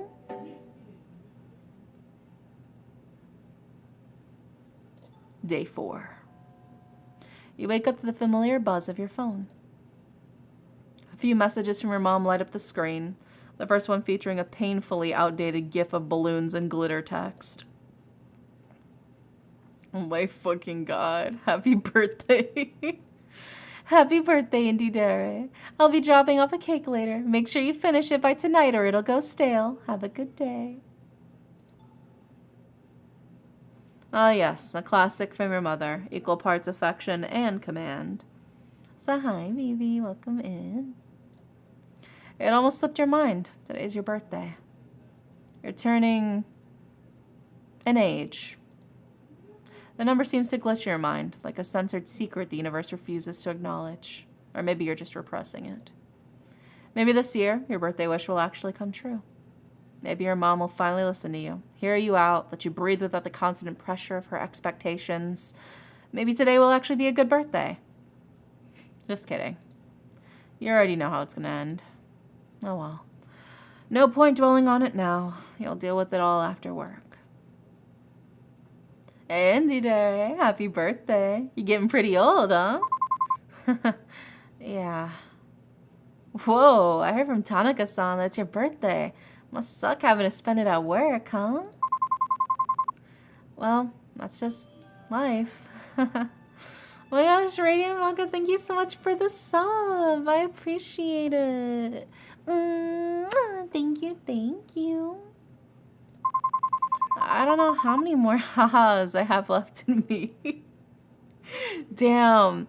Oh my god, we're the type of person that when somebody asks you, hey, how's it going? And you respond, it's going.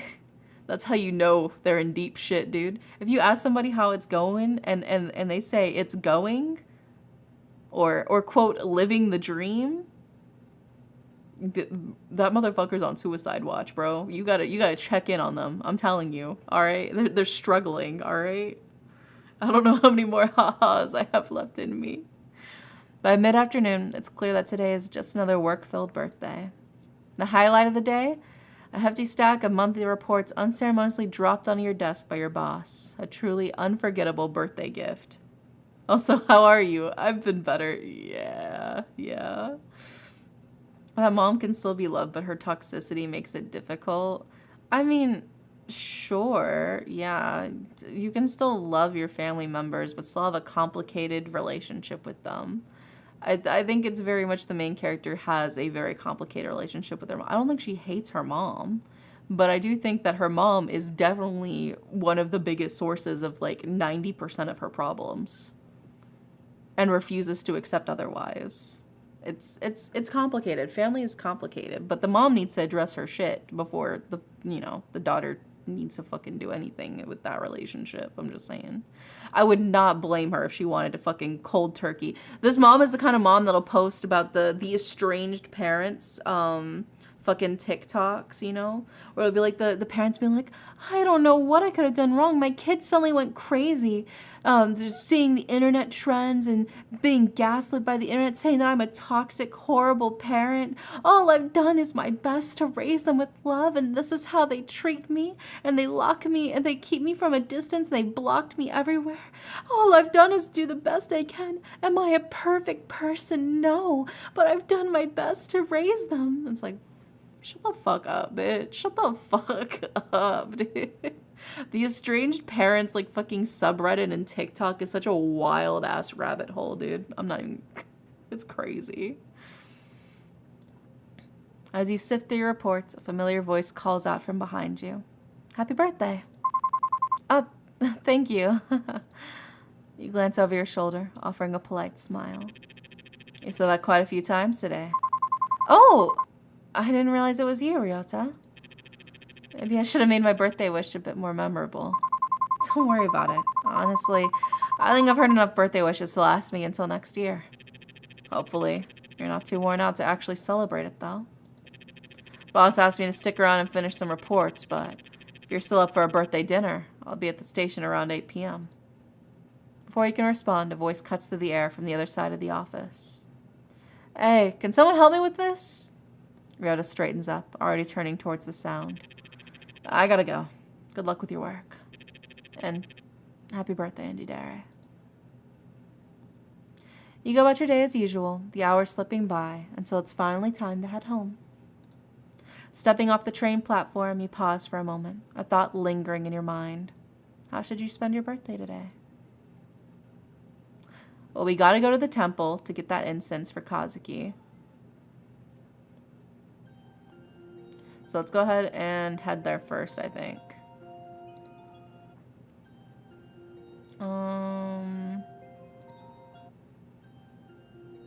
Where the fuck is the shrine, bro? Oh, there it is. There's the temple. There we go. You head to the temple, and as you look around, you notice a monk tending to the shrine office. Excuse me, have you seen Haruki around? If he's not at his office, he's probably wandering around town trying to drum up business. Or maybe in the alley, fooling around with that damn cat. Oh yeah, we gotta check on the kibby. You shouldn't meddle with him too much. Why?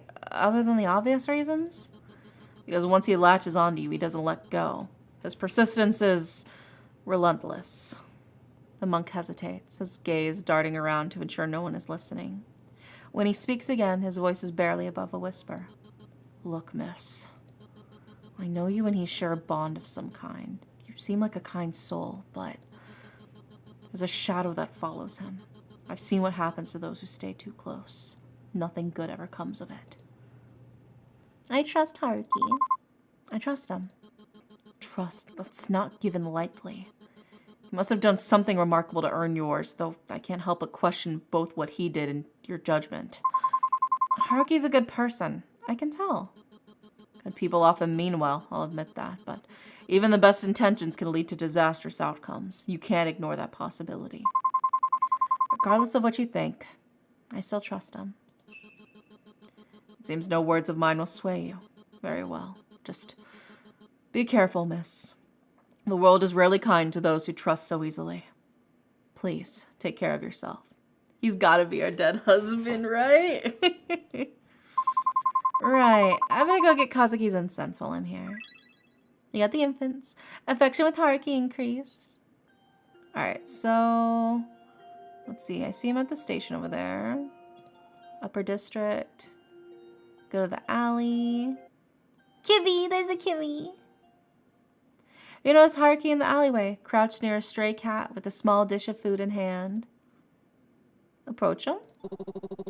My dear client, have you come to visit me? Or does Mr. Tubbs over here have another visitor? You glance down to see a stray cat nestled comfortably between Haruki's shoes. Haruki's crouched beside him, carefully placing a small dish of food within the cat's reach. Are you acquainted with this guy? Seems like he's got a lot of fans. Miyabi glances at you briefly, then turns away with a flick of his tail, letting out a small hiss of annoyance as you approach.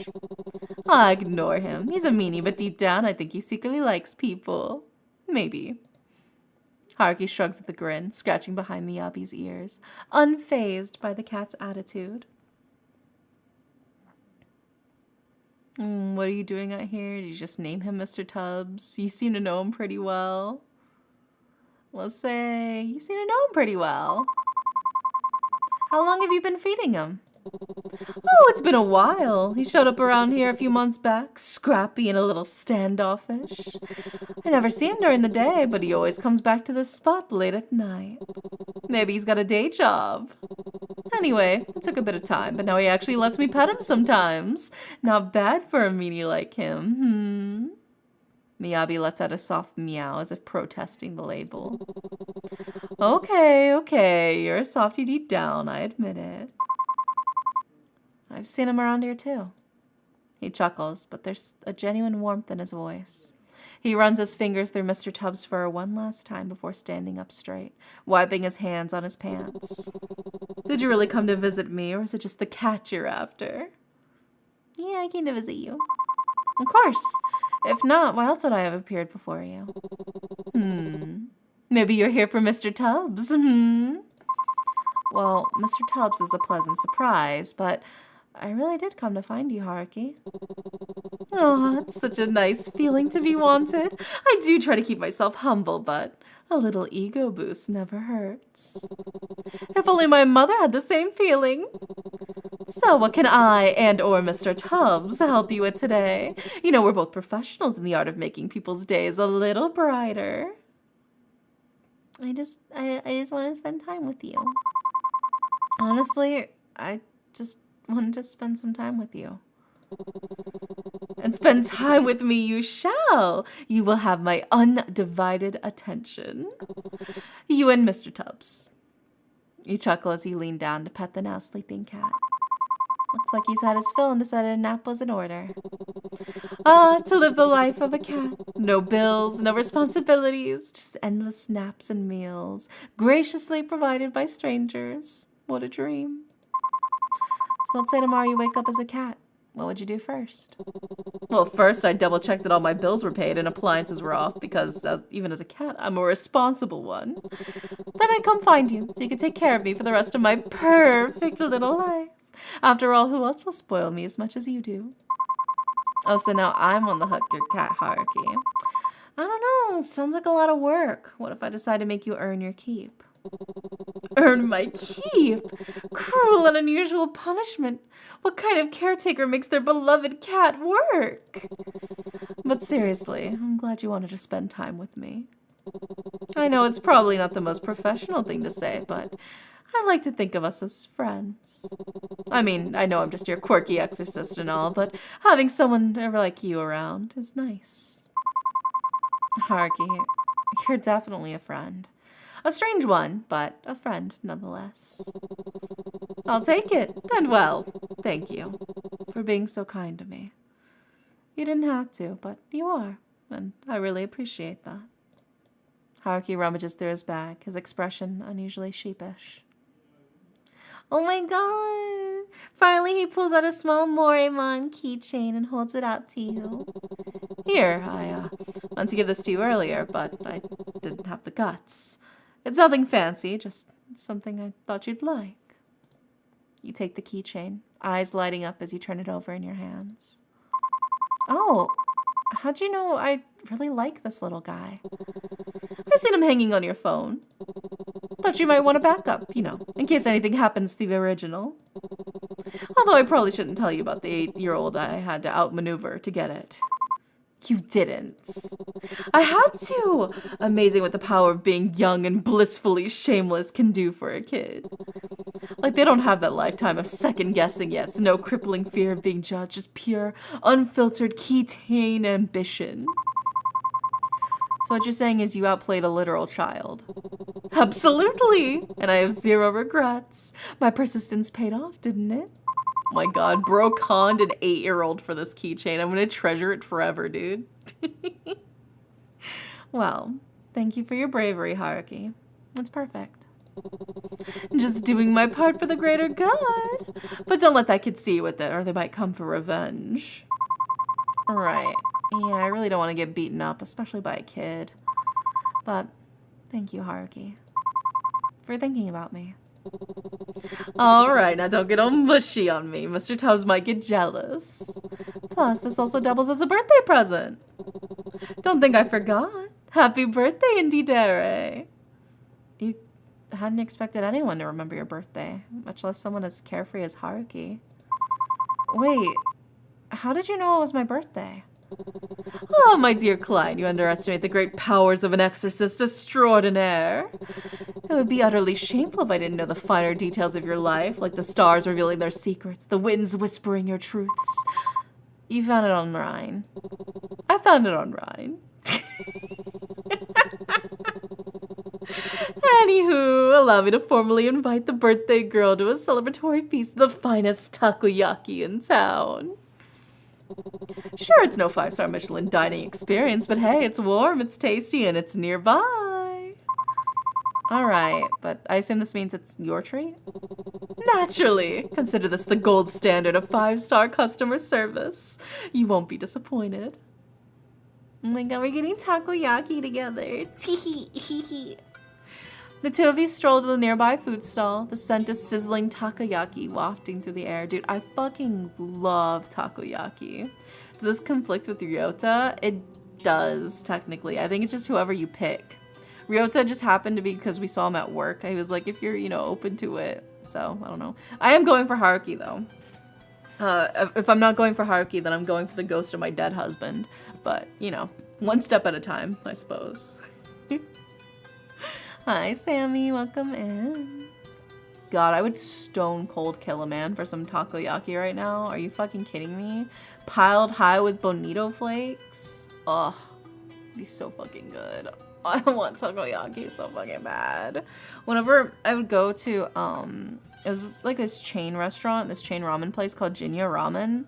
They had takoyaki on the menu, and every time I would order their takoyaki with the ramen as well. So I get like a bowl of ramen. I also get a side order of takoyaki. Fucking love it. Oh, it's so good. I love takoyaki so much. As you sit together, Haruki's lighthearted banner fills the conversation. His jokes and animated storytelling draw out laughter you hadn't realized you needed. I've been there. I get their spicy, creamy vegan ramen. Oh, that's the one my roommate gets. I liked their, they had like it's been a while since I last went, but they had this like, karage ramen that I got, and that was pretty yummy. It was basically karage and ramen. It was pretty good. What are you talking about? We're talking about Jinya Ramen. It's a chain, ramen place. Imagine takoyaki birthday cake. Oh, like it's just like a whole like a croquembouche of takoyaki. Dude, that would actually kind of go hard. I'm not gonna lie. If somebody gave me a croquembouche of takoyaki, I'd be pretty ecstatic, honestly. I literally dreamed about takoyaki one time. I wanted takoyaki so bad. I literally dreamed that I like bought some and ate it, and then the next day I literally went to like the nearest place that I could to buy some. The warmth of the food and his company melts away the weight of your worries, if only for a little while. When it's time to leave, Haruki flashes you a grin, his expression softer this time. Thanks for letting me steal a bit of your birthday. Hope it's one to remember. Teehee. Alright, we can see if we can meet Ryota at the train station. Affection with Haruki increased. It's really late. I better head home before Mom gives me a mouthful. Oh, damn. I mean... Yeah, I think we do have to... Okay, so... Let's head home. Rip to Ryota. That's fine. You step into your home, greeted by an eerie silence. Oh my god, it's been a year? Seth, thank you so much for the 1 year. Thank you. Is it the ball-shaped one? Yeah, it's the balls. Yeah, I love me some octopus balls. They're so yummy. Welcome in, welcome in. Maybe if Harky isn't our dead husband, maybe he's the younger brother to our dead husband. I'm fine with that. On the dining table sits a small cake, meticulously decorated with pastel icing. A note rests beside it in your mother's familiar handwriting. Eat this, all of it. It's good for you. A strange unease prickles at the back of your mind, but you sit down anyway, carving a cautious slice and taking a bite. At first, it's sweet, soft sponge with a hint of vanilla, but then something foreign grates against your tongue. You pause, your stomach tightening as you pull the bite from your mouth, revealing long strands of hair tangled in the frosting. What the hell? Did Mom poison me? You run to the sink, spitting it out, gagging, but it's as if your body's already decided to reject more. A sudden heave forces you into the sink as bile rises uncontrollably. You continue to vomit, various substances escaping your lips. Your lunch from today, spit and stomach acid, and more hair. You clutch the edge of the sink, trembling as more hair spills from your mouth, clinging to your lips like something alive. The tang of stomach acid burns your throat, but what follows sends cold terror coursing through your veins. Chunks of meat, raw and glistening, hit the sink with wet, sickening splats. You try to catch your breath, but another wave overtakes you. Your body convulses, bringing up more and more. Hair, bits of undigested food, and then teeth. Jagged, yellow teeth, rattling against the porcelain basin. Maybe you're hallucinating again, you think. Maybe this isn't real. But the sensation, the heaving, the burning bile, the slick muck sliding from your mouth, it's too vivid, too visceral. The grotesque parade of horrors continue, spilling from you like some sort of cursed fountain. Each retch leaves you weaker, yet the torrent doesn't abate. As your trembling hands clutch the edge of the sink, you dare glance at the carnage below, and then you see it. Amid the hair, bile, and unidentified chunks, something small and malformed shifts. It's pink and slimy. It's like a ball of meat, alive. It expands and deflates ever so slightly, almost like it's breathing. You notice some of the chunks were teeth, and what seems like an eye staring back at you. You can't seem to form the words to even begin to describe the horror that you produce from the depths of your throat.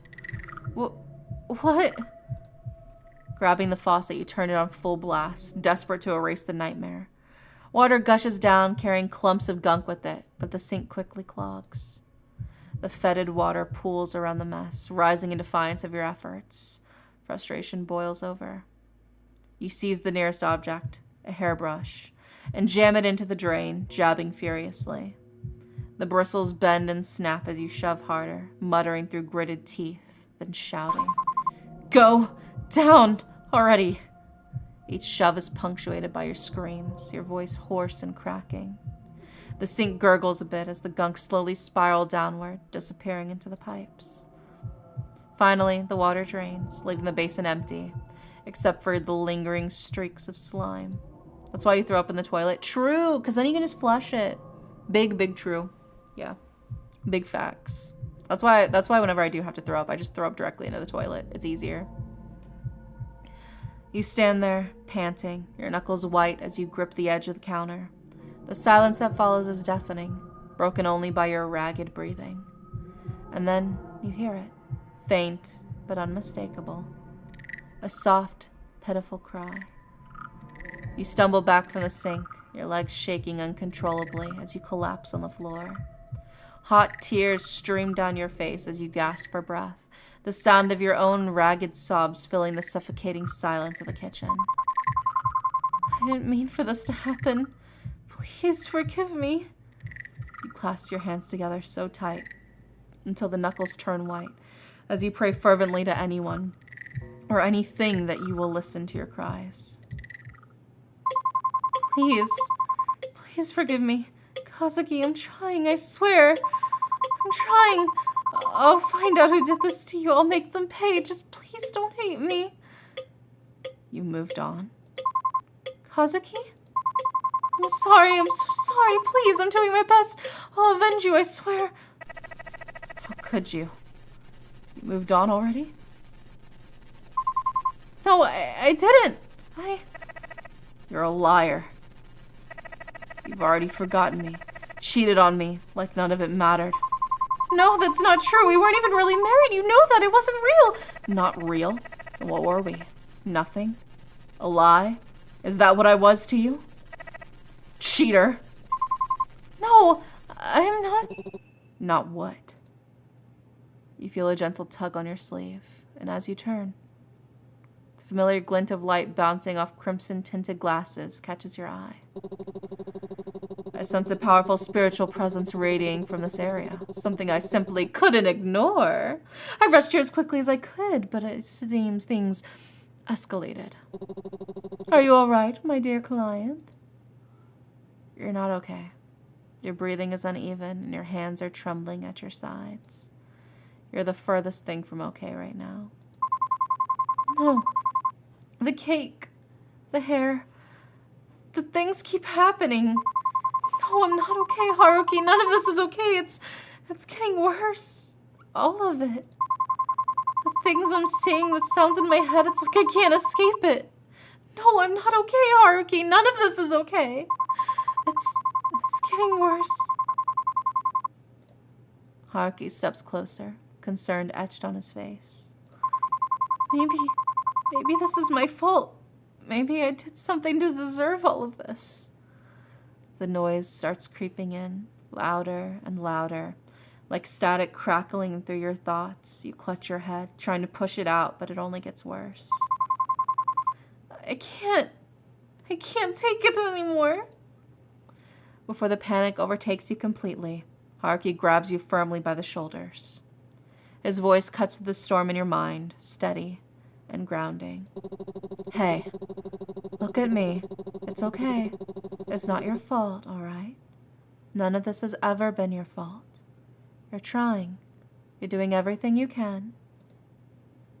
For a moment, his words give you pause. But then the frustration boils over, sharp and hot. Everyone keeps saying that it's not my fault, that I'm doing my best. But bad things keep happening, Haruki, over and over again. What's the point? What's the point of trying when nothing ever gets better?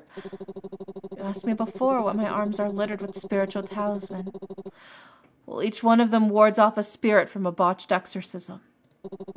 After my first failure, I thought I'll grow. I'll get better.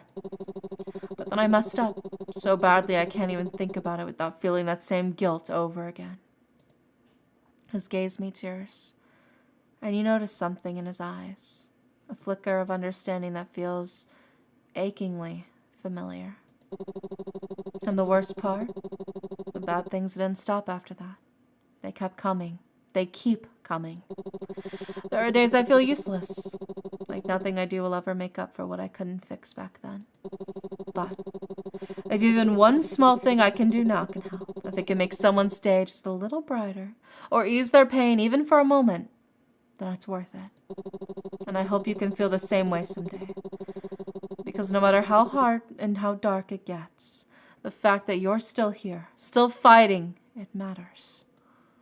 His words hang in the air, heavy but grounding. And for the first time in a while, the noise in your head begins to quieten.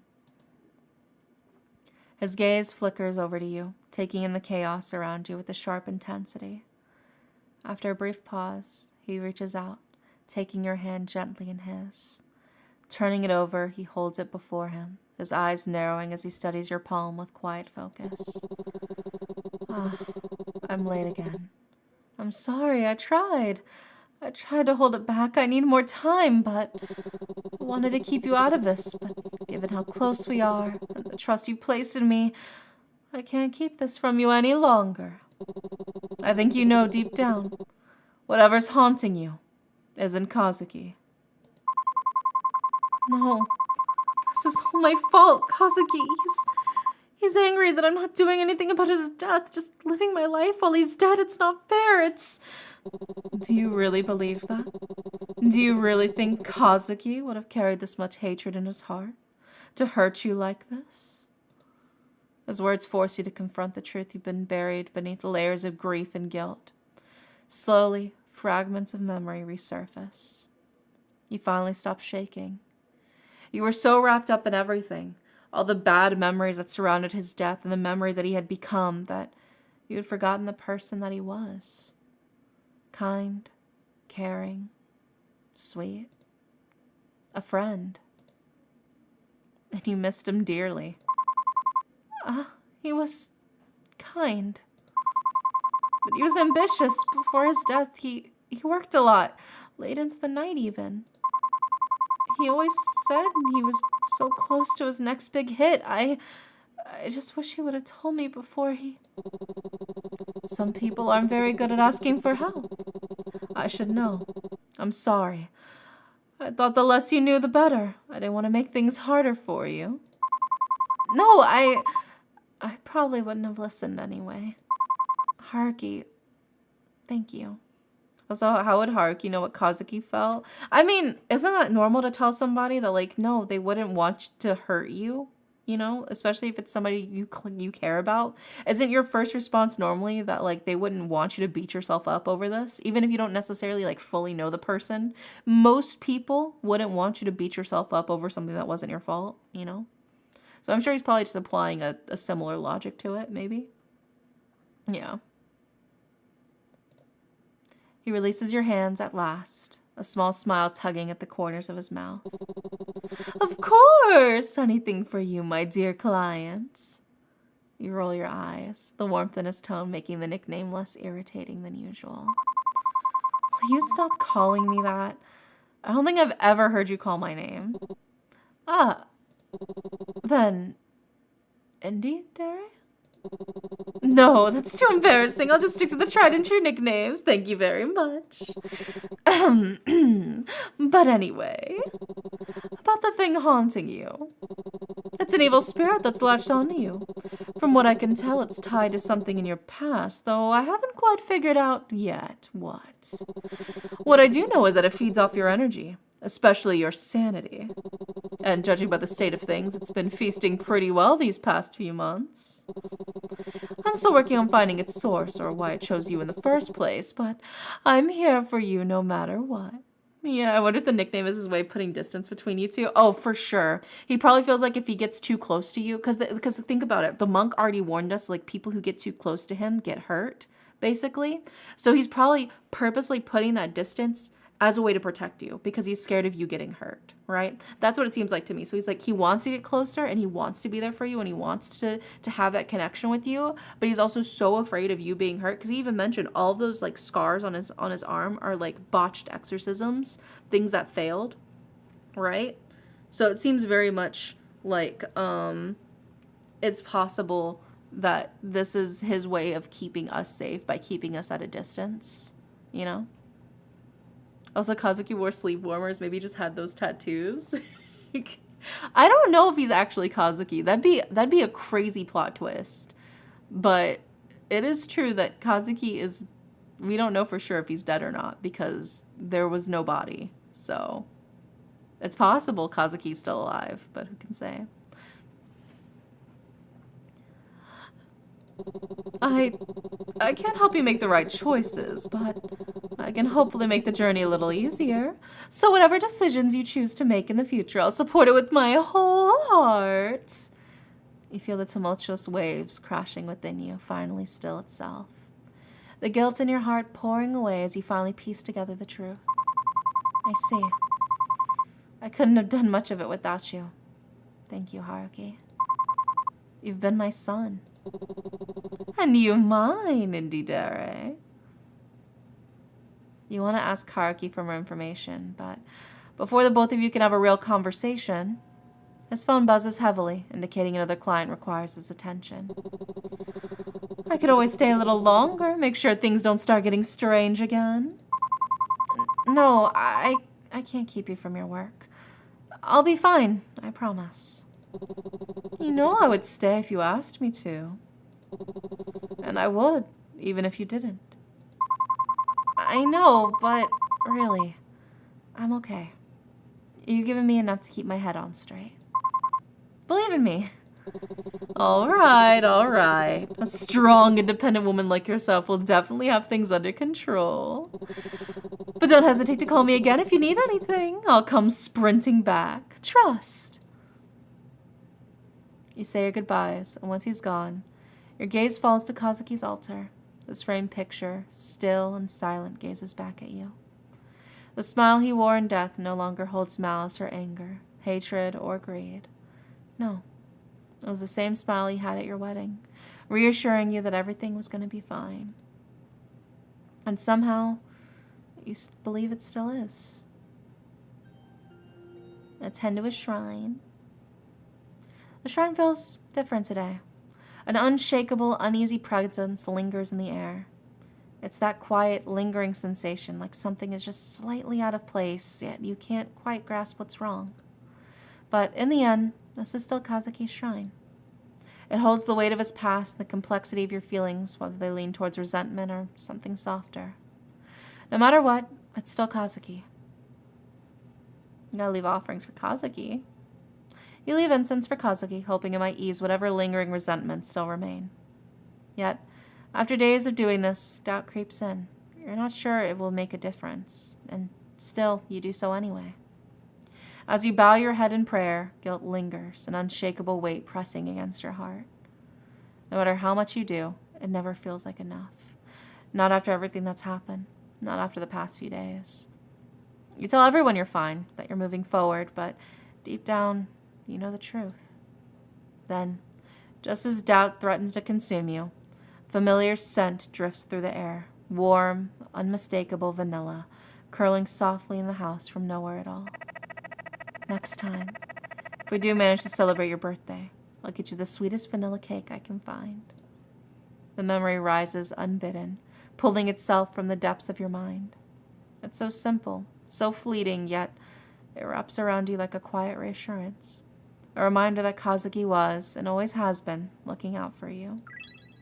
Affection with asking increased. My dead husband. Okay. Now I gotta go to the bathroom, play the DDR game, and then we'll go to sleep. You've been so strong, holding everything together so well, but you don't have to keep struggling like this. Wouldn't it be easy to let go? Just a little? You don't need to rely on something so fleeting. A proper rest, just one peaceful night, might be all you need. Do you still want to play the rhythm game? Yeah, let's play the game. Let's play Smog. Play it on normal.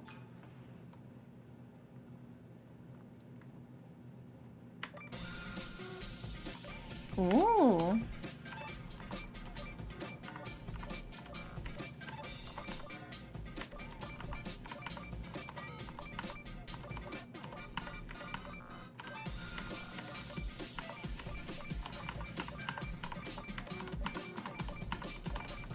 Ah, I fucked up a couple of those. Oh, fuck. Oh, God, I keep fucking up. Oh, God, it's over for me, dude. It's so fucking over. Oh, I fucked that up so bad. I fucked that up so bad. I buffed it, dude. Impressive, you hit 86% of that. No! Oh, I went below my 90% accuracy. Oh, I'm so fucking cooked, dude. It's over. It's fucking Jover. Oh, never mind. I guess that was still good enough. Oh my god, Toya! Hi! Are we DDRing our love interest? No, we're DDRing our sanity. We just got finished hanging out with our love interest after he snapped us out of our, you know, spiritual tirade. We're also being followed by a cult. So, lots of fun things happening. But thank you for the hydrate. Thank you for the stretch. I will.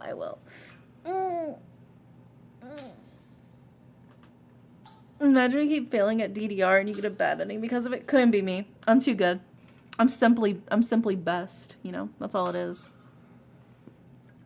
Okay, let's head to BB mode. It's time to go to the bedroom. Your phone buzzes with a notification. It's from Mom. I I'm busy with important matters. I won't be able to take care of you for a while. Take care of yourself. Imagine the cult needs you to DDR for them to summon their god. Oh my god. They've been desperately trying to recruit me, man. They've been trying so hard to recruit me. Like, they want me so bad, dude. They're so obsessed with me. Like, oh my god. You stare at the screen, a sigh of escaping your lips as relief floods in. What the? Good for me, I guess. I'll get some peace without her breathing down my neck. But something feels off. The phrasing is strange, almost like she's choosing her words carefully. Something like, Kai, kitty Kai. Thank you so much for the raid. How are you guys? How's it going? How are you? What were you up to? You were playing Little Rocket Lab. Oh my god, were you creating bombs? What was going on over there? What is that? Good, just Eevee. Yeah, get cozy. I am currently playing the demo for Lover's Enigma, which is a psychological horror otome romance game. So it's been a lot of fun. I've been really enjoying this. And by the way, it has a Kickstarter, and I have a special affiliate link for their Kickstarter. Let me snag the link real quick. Copy link.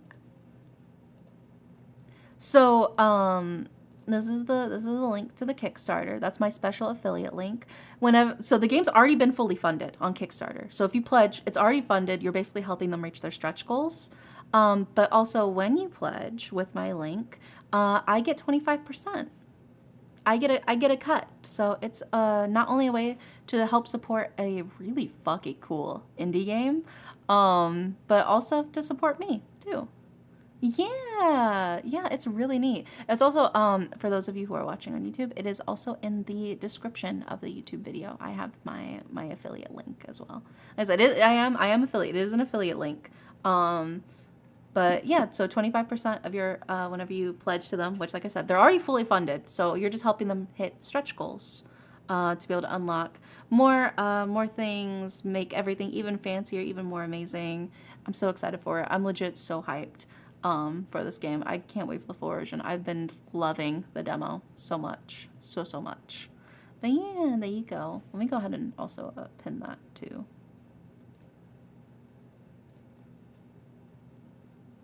There we go.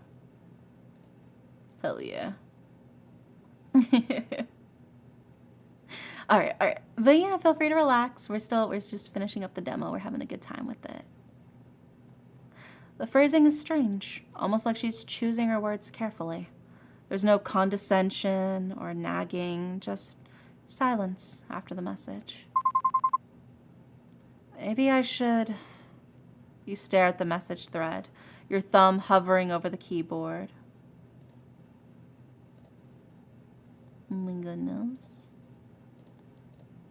A simple, "Are you alright?" forms in your mind, but something stops you. Wait, this is only the demo? Yes, this is only the demo. Unfortunately, the full game is not out yet, but like I said, it has been fully funded. As of literally last night, it has officially reached its goal, and it is fully funded on Kickstarter. So it's gonna happen, the full version.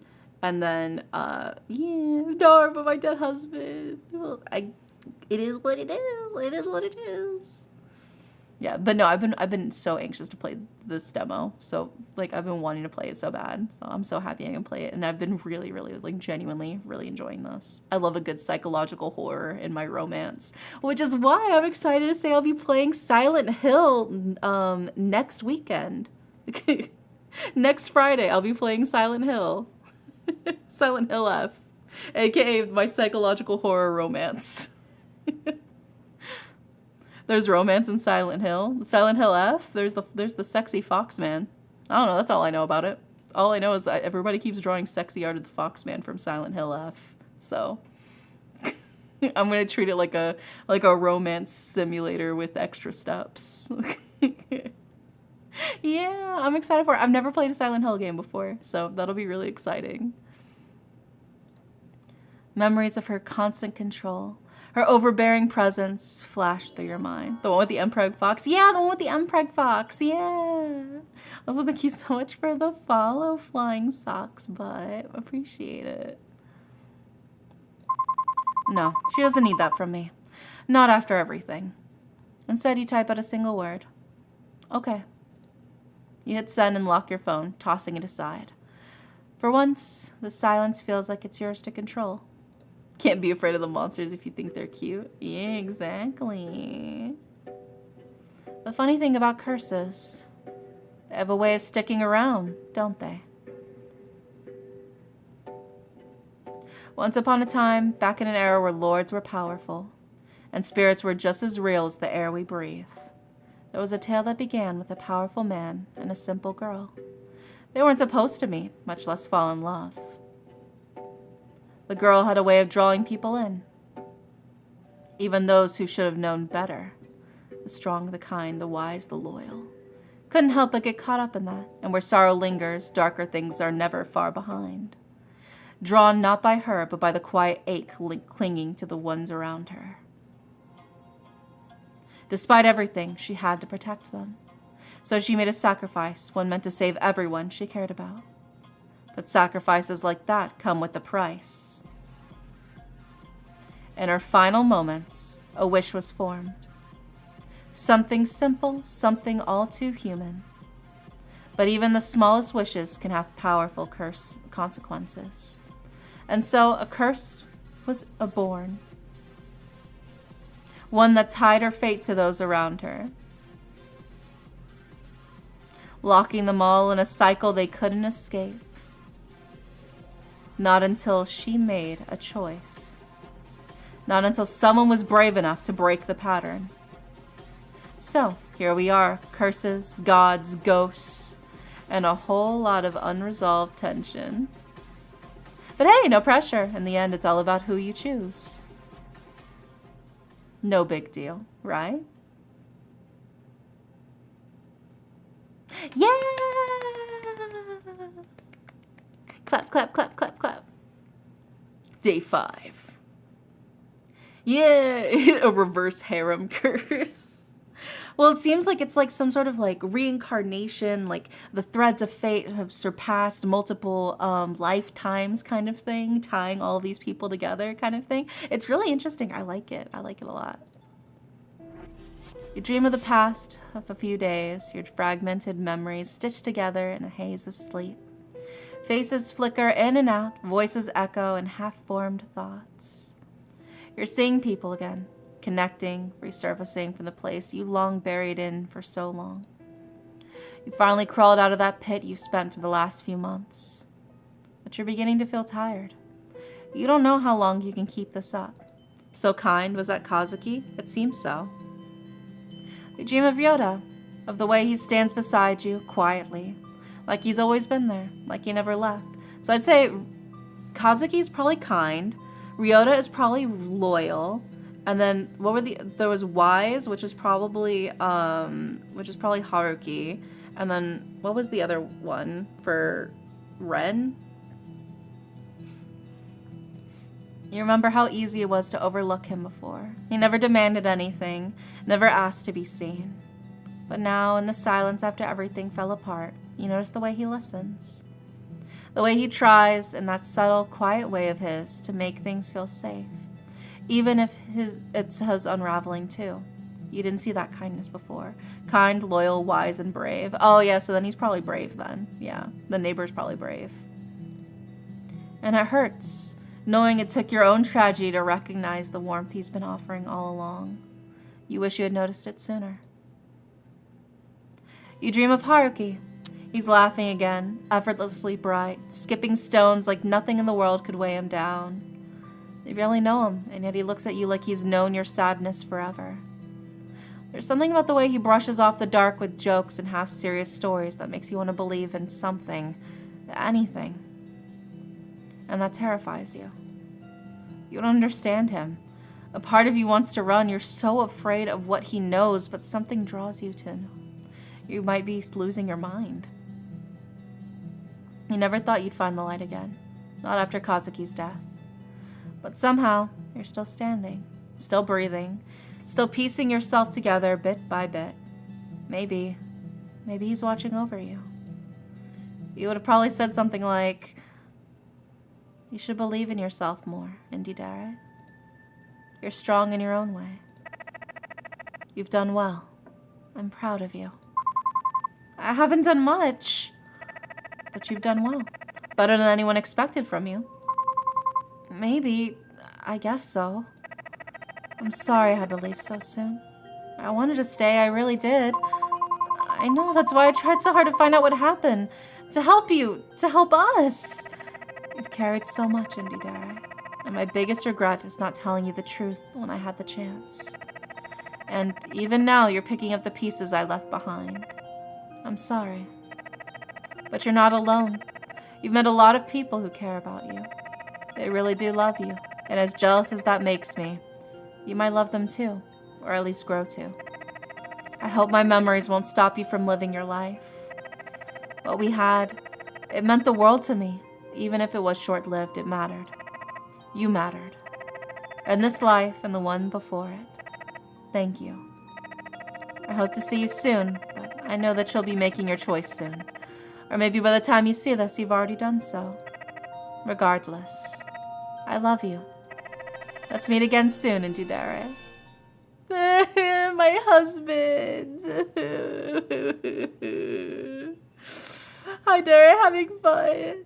Yeah, I am. I'm having so much fun.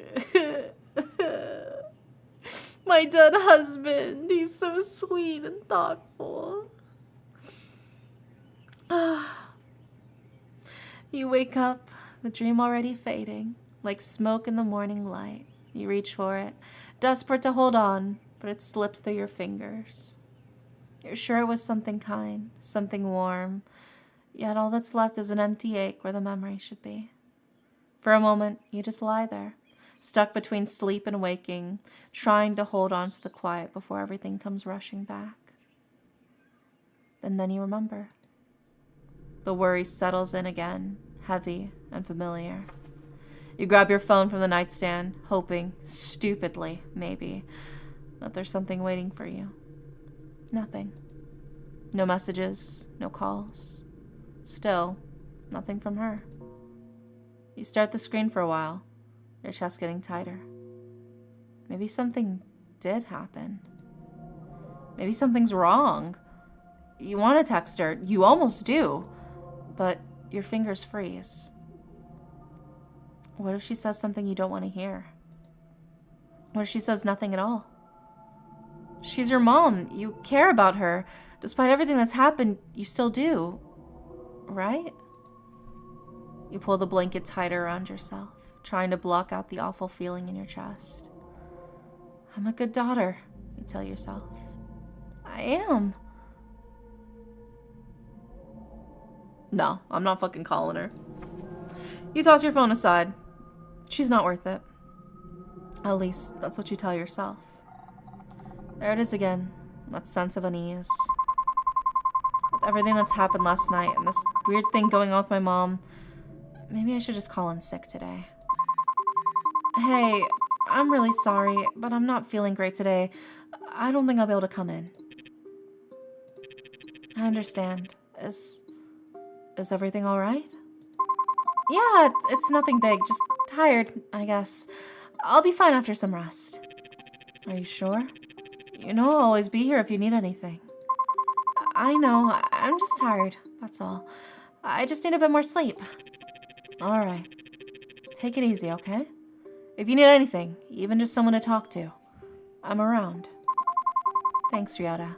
I appreciate it. Of course. Get some rest. You switch off your phone and slip into bed. The sun hasn't fully risen yet, but the morning sun feels cold and sterile, reminiscent of the night before. You close your eyes, but your thoughts claw their way back to your mother. You try not to think about her. You try not to care. But the fear creeps in anyway, quiet like never-ending noise in your head. Your skin feels damp with sweat. The sheets feel too tight. Your hair tangled around your neck feels like it's choking you. Your pulse thuds heavy in your chest, louder than it should be. Too loud. Too similar. They sound like the drums. Like the ones you hear when no one's around. Like something waiting just beyond the edge of sleep. The noise grows until you can't tell in your head or in the walls. And just as your heart begins to race, sleep finally, unwillingly, drags you under. I'm getting impatient. I can't stand it. Every heartbeat, every breath she clings to, it grates on me. They keep interfering, one after another, like gnats buzzing in my ear. But it's her I want, just her. Just one crack, one slip, let the fear splinter her resolve. Let the despair hollow her out. I just need her to crack. And then, finally, I can feast. The others, they're moving faster than I anticipated. Their hands are all over the board, pulling her this way and that, away from me. We have to act now, before she... No, not again. I won't lose her to them again. She won't make the wrong choice. She won't. I just need one more chance, one opening, one whisper in the right ear. If I can just reach her again, just once, she'll remember. She'll remember everything. And then, she'll come back to me.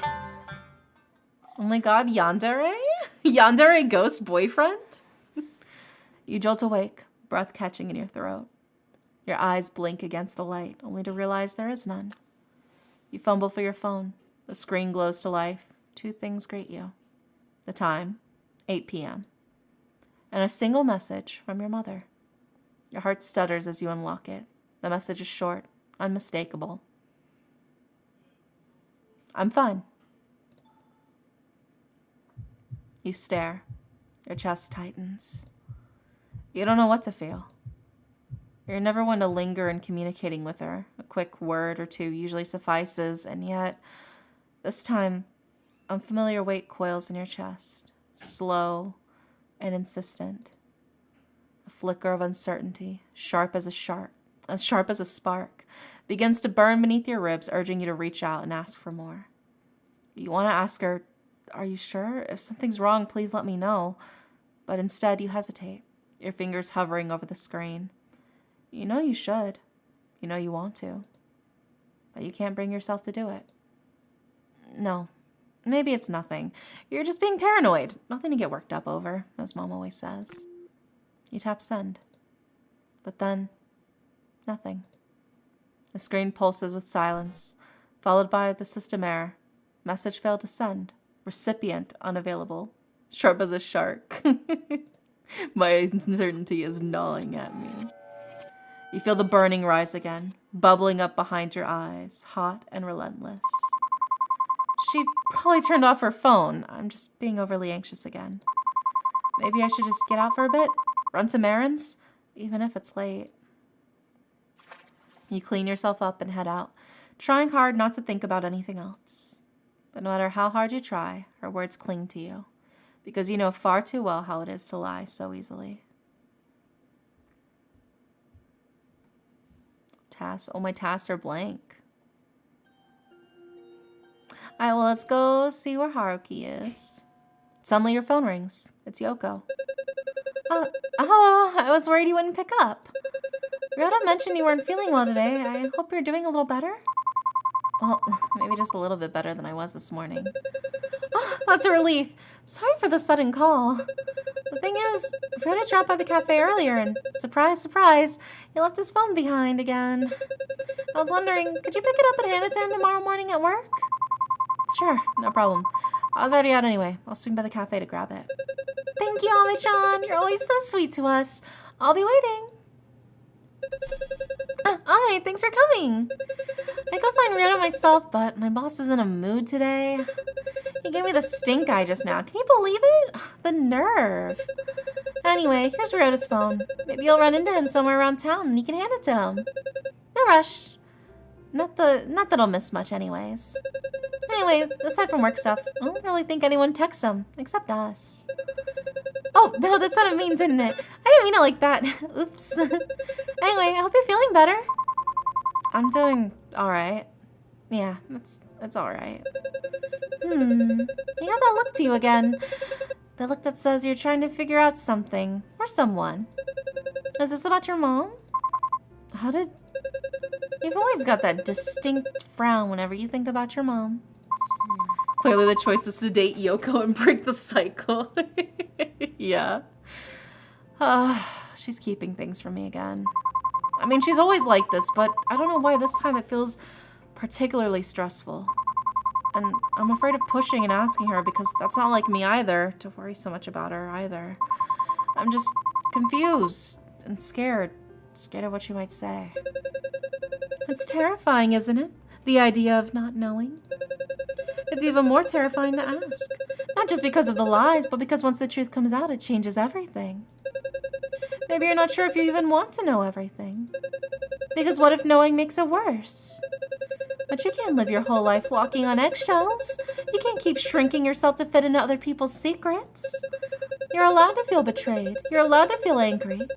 But don't let that anger become your compass. Let it pass. Then ask. Push for the truth, even if it hurts. And then when you get your answers, really listen. You don't have to trust blindly, but don't shut people out just because they kept things from you either. Hey, you don't tell me everything either, but I'm sure you have your reasons. Sometimes people hide things because they're scared too. That doesn't make it right, but it makes them human. Anyway, I'll stop being dramatic now. Thanks again for helping with Ryota's phone. I should get going before my boss gives me another stink eye. I'll see you around, Inidare. Oh, Kibby's here at the cafe? Kibby. You spot a familiar stray cat, Miyabi, lounging outside the cafe. Oh my god, Crystal Eyes, thank you so much for the raid. Welcome in, welcome in. I like that hints at both Kazuki and Haruki. Yeah. You spot a familiar stray cat lounging outside the cafe. Yeah, welcome in. Thanks so much for the raid. What were you up to? You were playing Minecraft? Oh my god. Were you winning? Were you winning in Minecraft? He stares at you as you leave, eyeing you meticulously as if waiting for your arrival. He lets out a loud meow before strutting off a few meters ahead. As he walks ahead, he turns back to give you a pointed look, like he's personally offended you haven't started following him yet. Well, of course I'm gonna follow him. Miyabi meows in approval and continues to lead you through the alleyway, weaving between the narrow streets and hidden corners of the city. Minecraft roleplay? Oh, that sounds fun, yeah. Before you knew it, Miyabi has led you towards the direction of Haruki's office. And with that, Miyabi left flickering his tail at you as he disappears into the shadows of the alley. He led me straight to Haruki's office. You knock on Haruki's door. There's no answer. But something feels off. The door is slightly ajar. You hesitate, then push it gently, stepping inside. Haruki? The office is dim and cluttered, as if it hasn't seen sunlight in weeks. Papers are scattered across the floor, stacked in unstable towers on the desk. Sticky notes cling to old monitors like wilted leaves. His office is a cluttered mess, papers strewn across every surface, piles of folders threatening to collapse, the floor barely visible beneath it all. But what really catches your eye are the objects that don't belong. Strange talismans pinned to the wall, amulets strung along shelves like charms warding off something unseen. A shrine of beliefs and symbols wedged awkwardly between coffee-stained reports and half-filled notebooks. Faith woven into filing systems, it doesn't make sense. And yet, somehow, it does. It makes as much sense as Haruki. Just like him, his office was messy, disorganized, but deliberate. Oh my goodness. Ooh, we can investigate. You step carefully around the clutter, avoiding the mess of folders and papers scattered across the floor. You pick up one at random and begin flipping through it. Notes, case files, client reports. Haruki's handwriting scrolls across the pages, some neat, others frantic. One entry is about a housewife convinced her home was haunted. Turns out her teenage sons are staging ghost videos to upload to YouTube. Their top video got 100 views. Another file talks about an overworked office lady who suffers an intense grief. It began attracting malevolent spirits. Not ghosts of the dead, just things. Negative energy is drawn to pain like flies to rot. That one hits a little too close. Still, judging by the sheer volume of these cases, business seems to be booming. Haruki's either incredibly good at what he does, or just convincing enough that desperate people keep coming back. Maybe both, you included. Then something folded neatly between the pages catches your eye. You pull it out. A flyer. Familiar. The same one you've seen before. The one from that religious sect. So they're targeting Haruki's clients now? You frown, thumbing the edge of the paper. Guess they'll take anyone who will listen. Anything else I can? Ooh, the board, the talismans. Let's do the board. You walk over to the whiteboard, eyeing the mess of notes pinned across the red string in every direction. I'm free from ads now. Yippee! Can't believe that timing. Yeah, that's crazy timing. But welcome back from the ads. Messy notes, color-coded string, and wild scribbles that probably made sense only to Haruki. Your eyes land on a yellowed scrap of paper pinned dead on the center of the board. 8th of September, 2022 will be an interesting day for the Queen.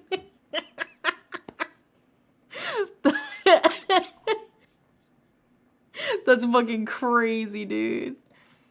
A prediction 13 years from now. It's absurd, but also very Haruki.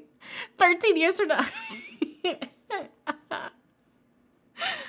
Still, none of it seems useful. Just the usual paranoia that fills half his workspace. But then something else catches your eye.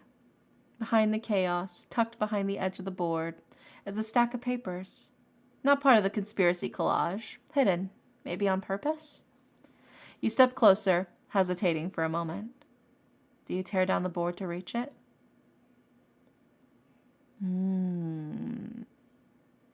No, I shan't. I won't destroy his work. You hesitate, hand hovering just inches from the papers. But in the end, you pull back. Messy, strange, but also oddly personal. You don't want to dig through his life without permission. You'd probably just laugh it off, but still. You take a step back, letting your eyes wander across the board again. August 12th, 2036. The heat death of the universe. Oh shit, in 2036? Damn, we only got 11 years? That's crazy. Okay, yeah, I think I've had enough.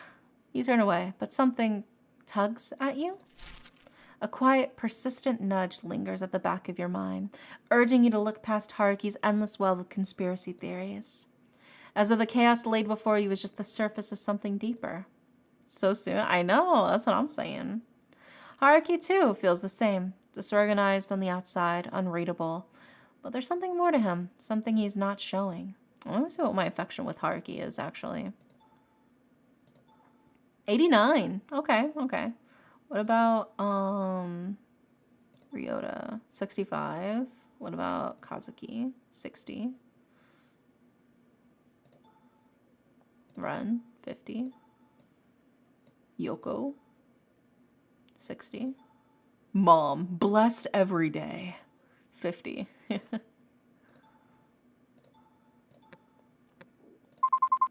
Should I really leave it? I gotta respect his space. He told me himself he'll tell me everything when he can. Which means I have to trust him. You stare at the cluttered board one last time, hand lingering at your side. You tell yourself moving anything would just make a mess. That's not worth it. But deep down, maybe you're just afraid of what you'll find. Haruki would never say it outright. You know that. He talks in riddles and half-truths and vague warnings. Whatever this is, it's not something he'd hand over willingly. And maybe something about it doesn't feel right. Maybe that's what's stopping you. You step away, leaving the papers untouched. The answer, or whatever they are, stay buried beneath the chaos. Yeah, imagine going to someone's office and moving their stuff without permission. Teehee. For now, you choose not to find them. Let's check out the talismans now. You walk over to the wall, eyes fixed on the strange talismans hanging in uneven rows. They're covered in unfamiliar religious symbols, glyphs and markings you can't quite place. Not anything you've seen before. Some of them are burned around the edges, blackened like someone held them too close to an open flame. Others have symbols that look deliberately scratched out, gouged through with something sharp. You lean close, the pit in your stomach growing as you read the faint numbers scribbled on the paper. Tiny dates are scribbled at the bottom of each talisman. They're faint but legible. Most are dated just a few days ago. Why would he keep the damaged ones? And these dates are so recent. You've already seen things most people would never believe. Supernatural events, unexplainable encounters. But for some reason, this wall of scorched-to-face talismans makes your skin crawl in a different way. Could they be connected to you in some way? Let's see, we got the window to the wall, to the sweat drip down my balls. Let's check the window. You take a step towards the window and glance outside. Down below, a stray cat is curled up in the alley, fast asleep. It's completely unbothered by the chaos of the world around it. You watch it for a moment, feeling a strange sense of calm wash over you. The cat stretches, yawns, and then settles back down, its tail flicking lazily. You can't help but envy it. Oh, to be a cat sleeping in an alleyway in the middle of the day. I think we checked everything we can over here.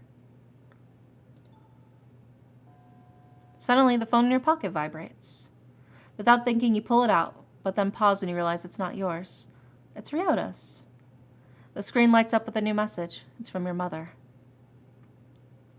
Keep her occupied for now? You almost lose your balance. This whole time you were worried about her, wondering what she's hiding, whether she's safe, whether she even cares. And yet she's texting Ryota behind your back? You don't know whether to laugh, cry, or feel completely numb. A tight knot forms in your chest. Confusion gives way to something heavier, more invasive, curiosity. You stare at the phone, its screen still glowing in your hand. You could unlock it, just to make sense of all this. But then again, you said you trusted him. And this doesn't feel like something a trusting person would do. No, Yoko's words are coming to me. You decide against it. No matter how curious you are, you can't bring yourself to unlock it. You don't want to betray Ryota's trust, not after everything he's done for you. You take a deep breath, trying to steady your racing heart. Maybe you'll regret this. Honestly, maybe you already do. The screen lights up again, the message flickering like it's waiting for you to change your mind. Can you really live without knowing the truth? I gotta. You stay firm. Whatever answers might be waiting behind that lock screen, you decide you don't want to know. At least, not like this. You press the power button and watch the screen go dark. Then, without another word, you slip the phone in your pocket. Out of sight, out of reach. But the weight of it stays with you. Better than me. I gotta, it doesn't feel right. If they're gonna, inform me of things, I want to make sure that, it's of their own volition. Where is there anybody around here? Maybe he's by the river? Normally he likes to hang out at the river. I just want to give him his phone back. Suddenly, you feel a tap on your shoulder. Pardon me, ma'am. I hope life's been kind to you lately. Who? It's you again. Ah, so you do remember us. That's a good sign. Perhaps you've taken a moment to reflect on our scriptures? I haven't. And once again, I'm not interested. That's disappointing to hear. Many of the troubles you've been facing, they're not uncommon. In fact, they're expected when one strays too far from their path. The spirits, for example. Don't. I've heard this speech before, but I overcame it myself with my own strength. So no offense, but I think I can handle whatever else comes my way. That's certainly one approach. But imagine how much lighter your burdens could be. If only you'd... No, thank you. Cultist? Yeah, cultist. I really hope that's the last time I see them. Maybe I should report this to the police. Try to find Ryota around the town. Visit the police station.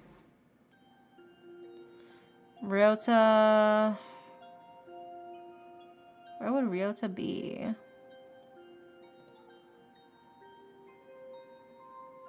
Maybe the convenience store? Also, hi, Aaron. You step into the convenience store hoping to see Ren behind the counter, but nobody's there. Not even the grumpy cashier woman who's usually hard to miss. Instead, the store is quiet with only the faint buzz of fluorescent lights overhead. Man, please stop calling the station to waste our time. Yeah. This is weird. I should get going now. You head towards the exit, trying to shake off the uneasy feeling. But no matter how many times you circle the aisles of cheap snacks, you can't seem to find the exit. Oh shit.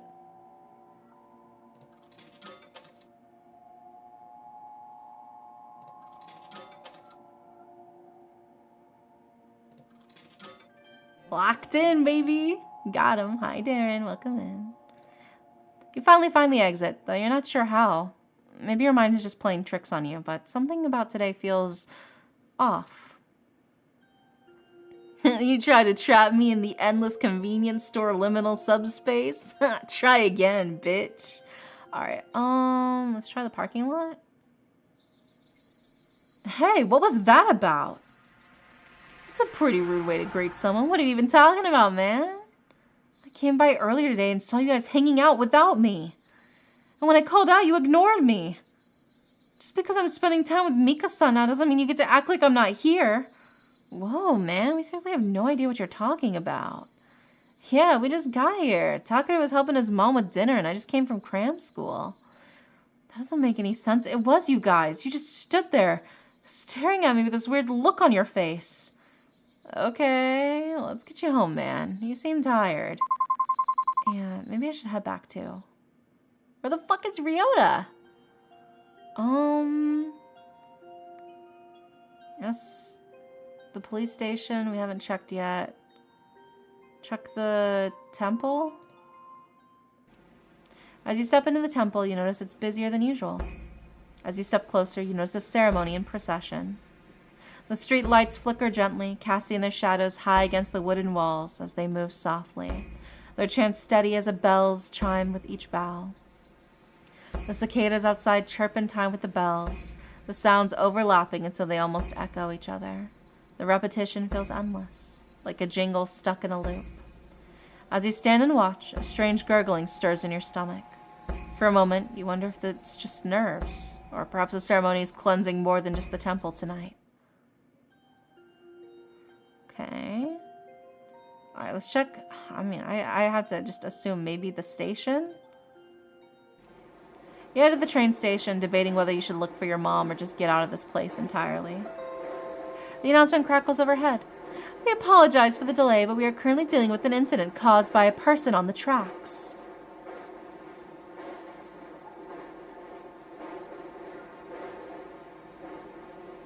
You've heard it a handful of times since moving to the city, but it doesn't seem to affect you as much as it did the first time. Still, something about this announcement feels off, like it's not just another delay.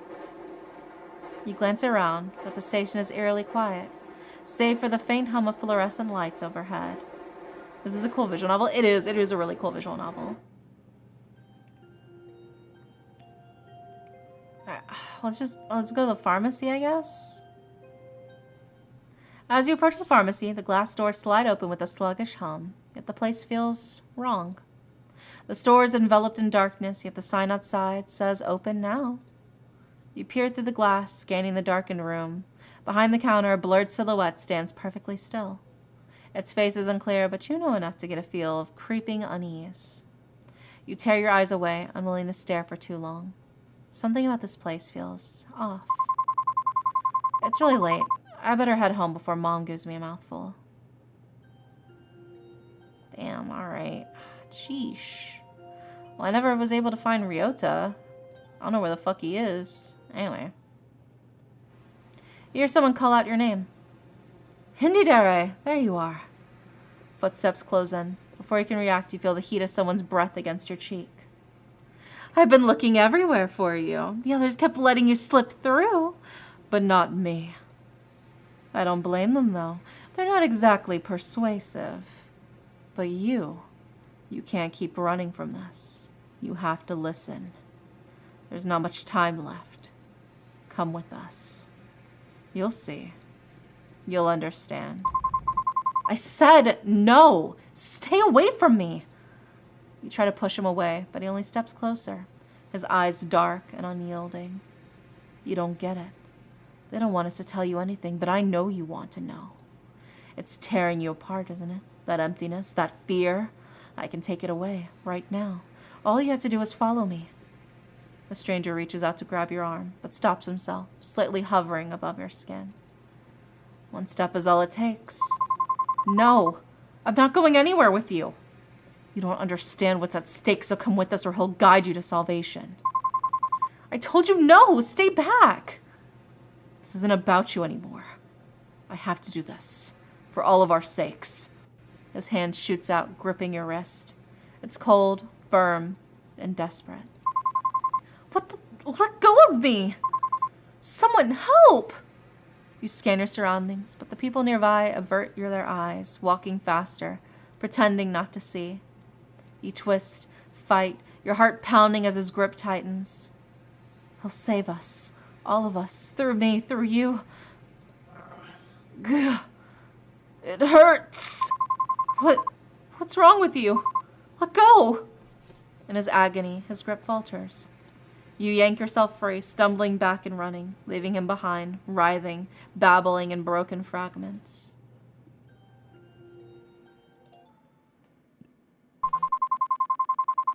It's a bit early to go home. Besides, the house is making me feel uncomfortable. Oh, is it? Okay. Maybe the sweet shop? I'm trying to think of where else I haven't been. Sweet shop is closed. I should head back soon. As you stand there, something inside you twists. That uneasy feeling like when you forget to turn off the stove or leave the door unlocked. That quiet dread that something's wrong, even if you can't name what. It hums low in your chest, a nagging pull at the edge of your awareness. You try and shake it off, but the feeling only sharpens, like there's something waiting for you. No, calling you, from home. You don't know why, you don't know what, but suddenly it's clearer than anything else in your head. You need to go back. Now. It's really late. I better head back before Mom gives me a mouthful. Okay, so now I have to go home, I guess? I don't fucking know. It's a bit early to go home. What? You just told me to go home. Alright. Let's see. Neighboring district. Oh, maybe the library? The library's closed. I should head back soon. Damn, your breath hitches. Something's wrong. You don't know how or why, but you know. It slams into you like a wave. The pull, the panic, the overwhelming sense that something at home is off. Like a fire just started and you didn't hear the alarm. Like you're already too late. I have to go. Something's not right. It's enough reading for today. I better head back before Takeshi locks me out. But when I went home, it told me it was too early. I don't know, fucking cinema, bro. Cinema's closed for today. I should head back soon. Your breath hitches. Something's wrong.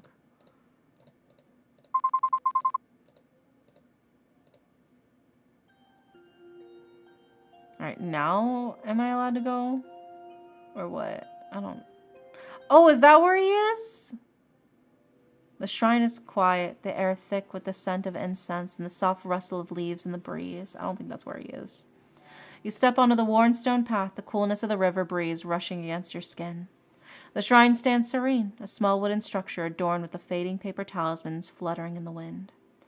You take a deep breath, the tranquility of the place settling over you like a comforting blanket. Pray. You close your eyes and clasp your hands, whispering a short prayer. You hope Kazuki's spirit finds peace. It's really late. I better head home before Mom gives me a mouthful. Alright, now I think I can head home? Who fucking knows, bro?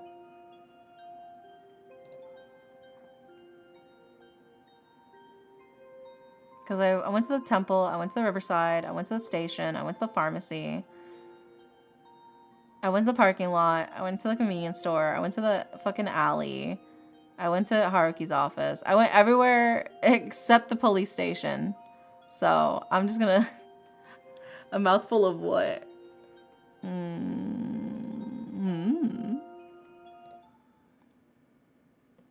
You hear footsteps approaching from behind. Hello, ma'am. We meet again. You again? No matter how many people you send to me, I don't want to hear it.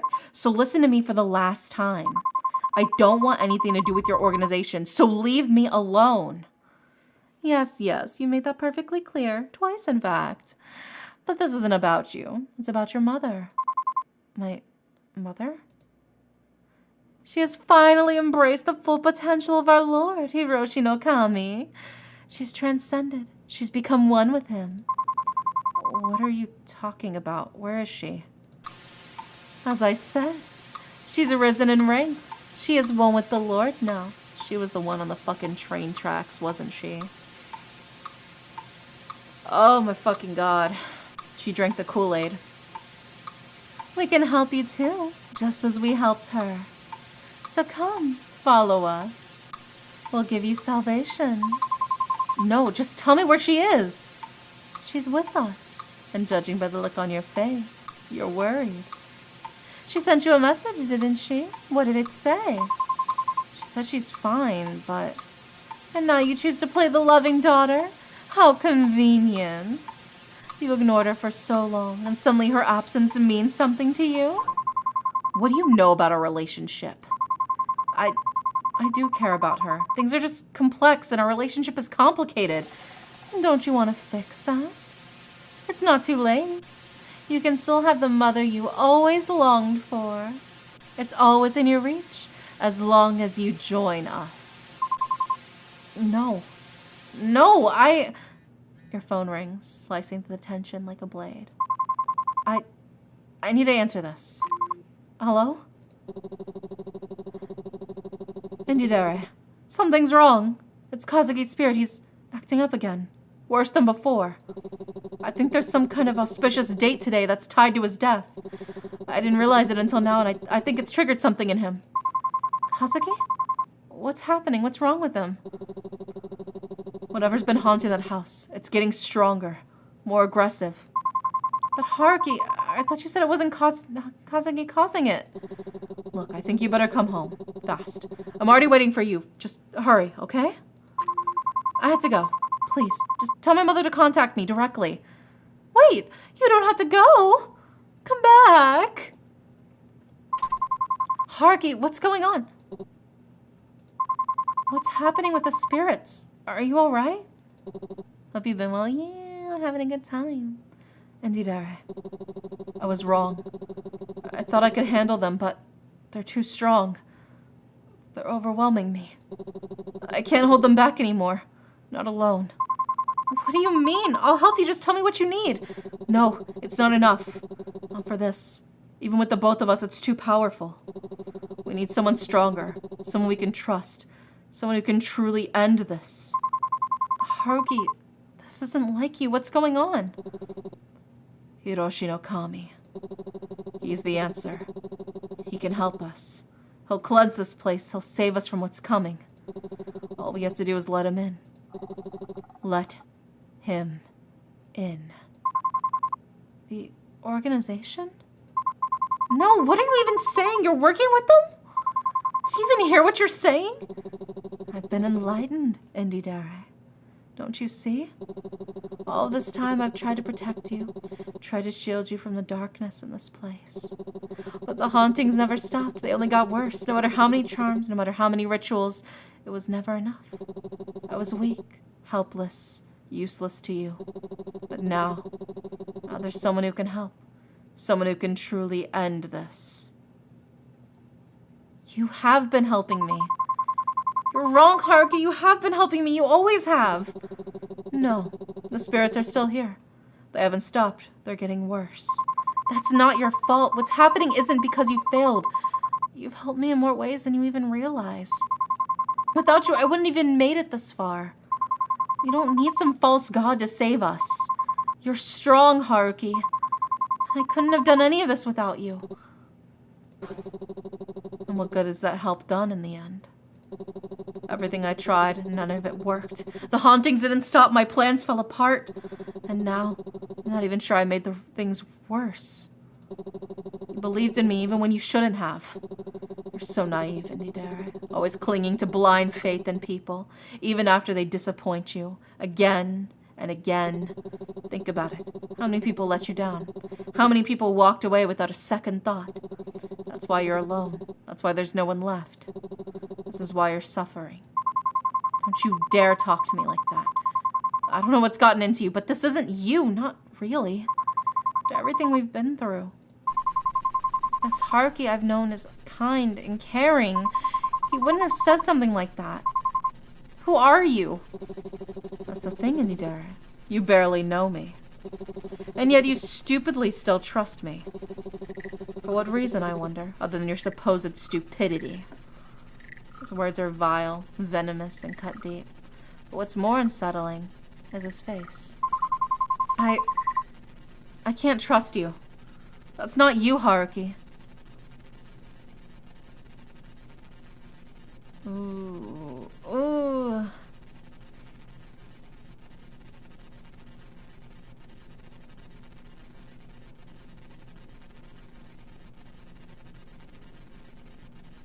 No, I still trust him.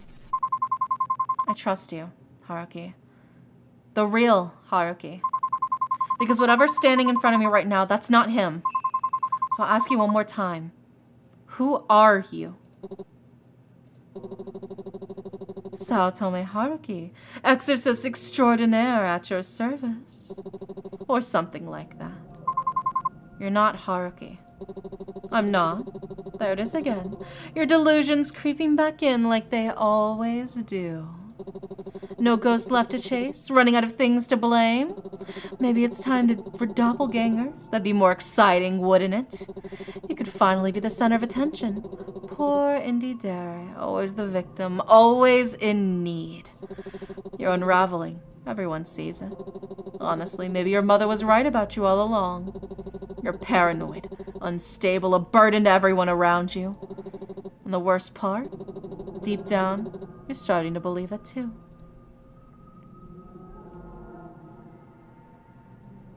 How do I save?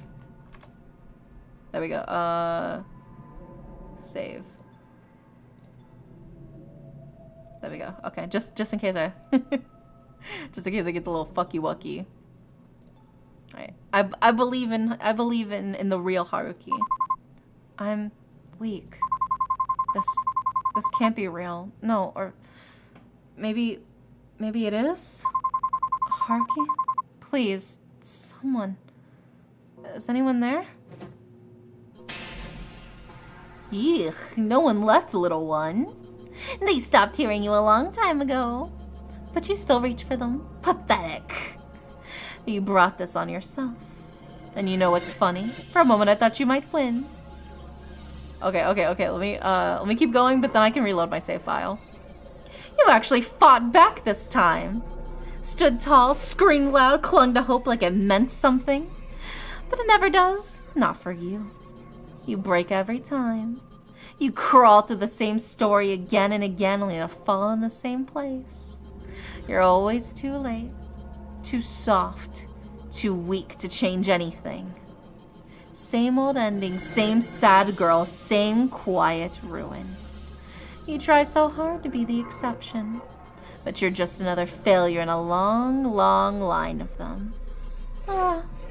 I always enjoy this part. The moment when you realize it's over. That same look of despair on your face. It's so delicious. But don't worry, this isn't goodbye. I always find you again. And next time, I think I'll break you even faster. Oh my god, he ate me. Okay, we got the bad ending. Now we can load. Nice. I reject. No, I don't. I've come too far to let you twist this. Everything I've been through, I managed to overcome. Be it with my own strength or with the help from the people beside me. I know that, and deep down, you know it too. You're not Haruki. I don't know what kind of spirit you are or what you're trying to be, but I'm not falling for it. Not this time. I'm not backing down. I'm stronger than you, and you're not gonna hurt me anymore. Oh, well, you figured it out. Congratulations, I suppose. But no matter, things have finally begun to move again. You know, I really do want it to end, to finally put this wretched game to rest. But with every cycle, every turn, I will grow stronger, and soon, I won't need you at all. I've seen so many versions of you. Each version still clinging to hope, still screaming into the dark. But you always come back. You always try. And I always win. Over and over and over again. Let's see how long you last this time. Indidare, wake up. Please, you have to get up. The fire, it's almost on you. You can survive this, but only if you move. Indidare, listen to me. Get up. Get up, Indidare. Get up. Your skin stings. Your clothes are burning away, melting to ash against your body. But still, you move. Somehow you push yourself up. I can't believe Kazuki saved us from the fire. You scan the room in a panic. The smoke thick in the air, heat licking at your skin. Then your eyes land on it. The incense from Kazuki's shrine has toppled over. Somehow, the flame grew large enough, and now it's spreading fast. The fire crackles and roars, devouring everything you once held dear. You stumble back, overwhelmed. Part of you wants to collapse right then and there. What's the point of fighting? What's left to save? But then, the rising smoke, you see it. Kazuki's photo shattered on the floor, the glass fractured, but his face still visible. Something stirs in you. You have to keep going. You grit your teeth, push yourself up. You stand. Every step is agony. You're so close, your hand reaches towards the door handle. But then, something grabs you. A hand. Cold, strong. Fingers curl around your neck, yanking you back into the smoke. You're not going anywhere. You thrash, choke, claw at the air. You were so close, the door was right there. But the smoke swarms your vision, curling into your lungs like poison. You almost made it. Almost. Something rips at your skin, dragging you back into the blaze. Is it the fire itself? The creature? You can't tell. Your thoughts are blurring, flickering like dying embers. And just as the darkness threatens to swallow you whole, you see it. A silhouette rushes through the smoke, fast, desperate. Arms wrap around you. Someone lifts you up. You can't see their face, but they're real, warm, solid. And then you breathe a sigh of relief and finally let go. Haruki saved me! I recognize his hair anywhere! Yeah, he saved me! Oh. End of demo version. Thanks for playing. Yeah. That was so good. Oh, that was so fucking good, dude. I love this demo. I'm gonna see how much money I can scrounge up. I gotta make sure I get a full copy of this game later. This was so much fun. I loved this. This demo was absolutely fantastic. I love Haruki. I love Kazuki. I haven't had the chance to really get to know the other two, but I'm sure they're great too. I just, you know, I pick my favorites very easily. Yeah, it was so good. It was so good. I loved it a lot. I loved it a lot. So, thank you so much for watching me play this demo. I really, really, really enjoyed it so much. I hope your main character lives. I'm sure they will. This is just the demo. This is just the opening to the rest of the game. So I'm sure they do live. And thank you for the hydrate, by the way, Toya. I appreciate it. But yeah, pinned in the comment on right there on Twitch and also in the description on YouTube is the link to the Kickstarter. Like I said, the Kickstarter has officially been fully funded, so the game is gonna be fully made. But if you want to help back the game so you can help them reach their stretch goals, or you can own a copy for yourself, if you use my affiliate link, which is that link right there, then I also receive 25% of your pledge. So like I said, it's a great way to help support not only an amazing indie game, but also me, hopefully favorite sleep magician. But for now, we are gonna end things here. So let's see who is online. Who's up? Who's up?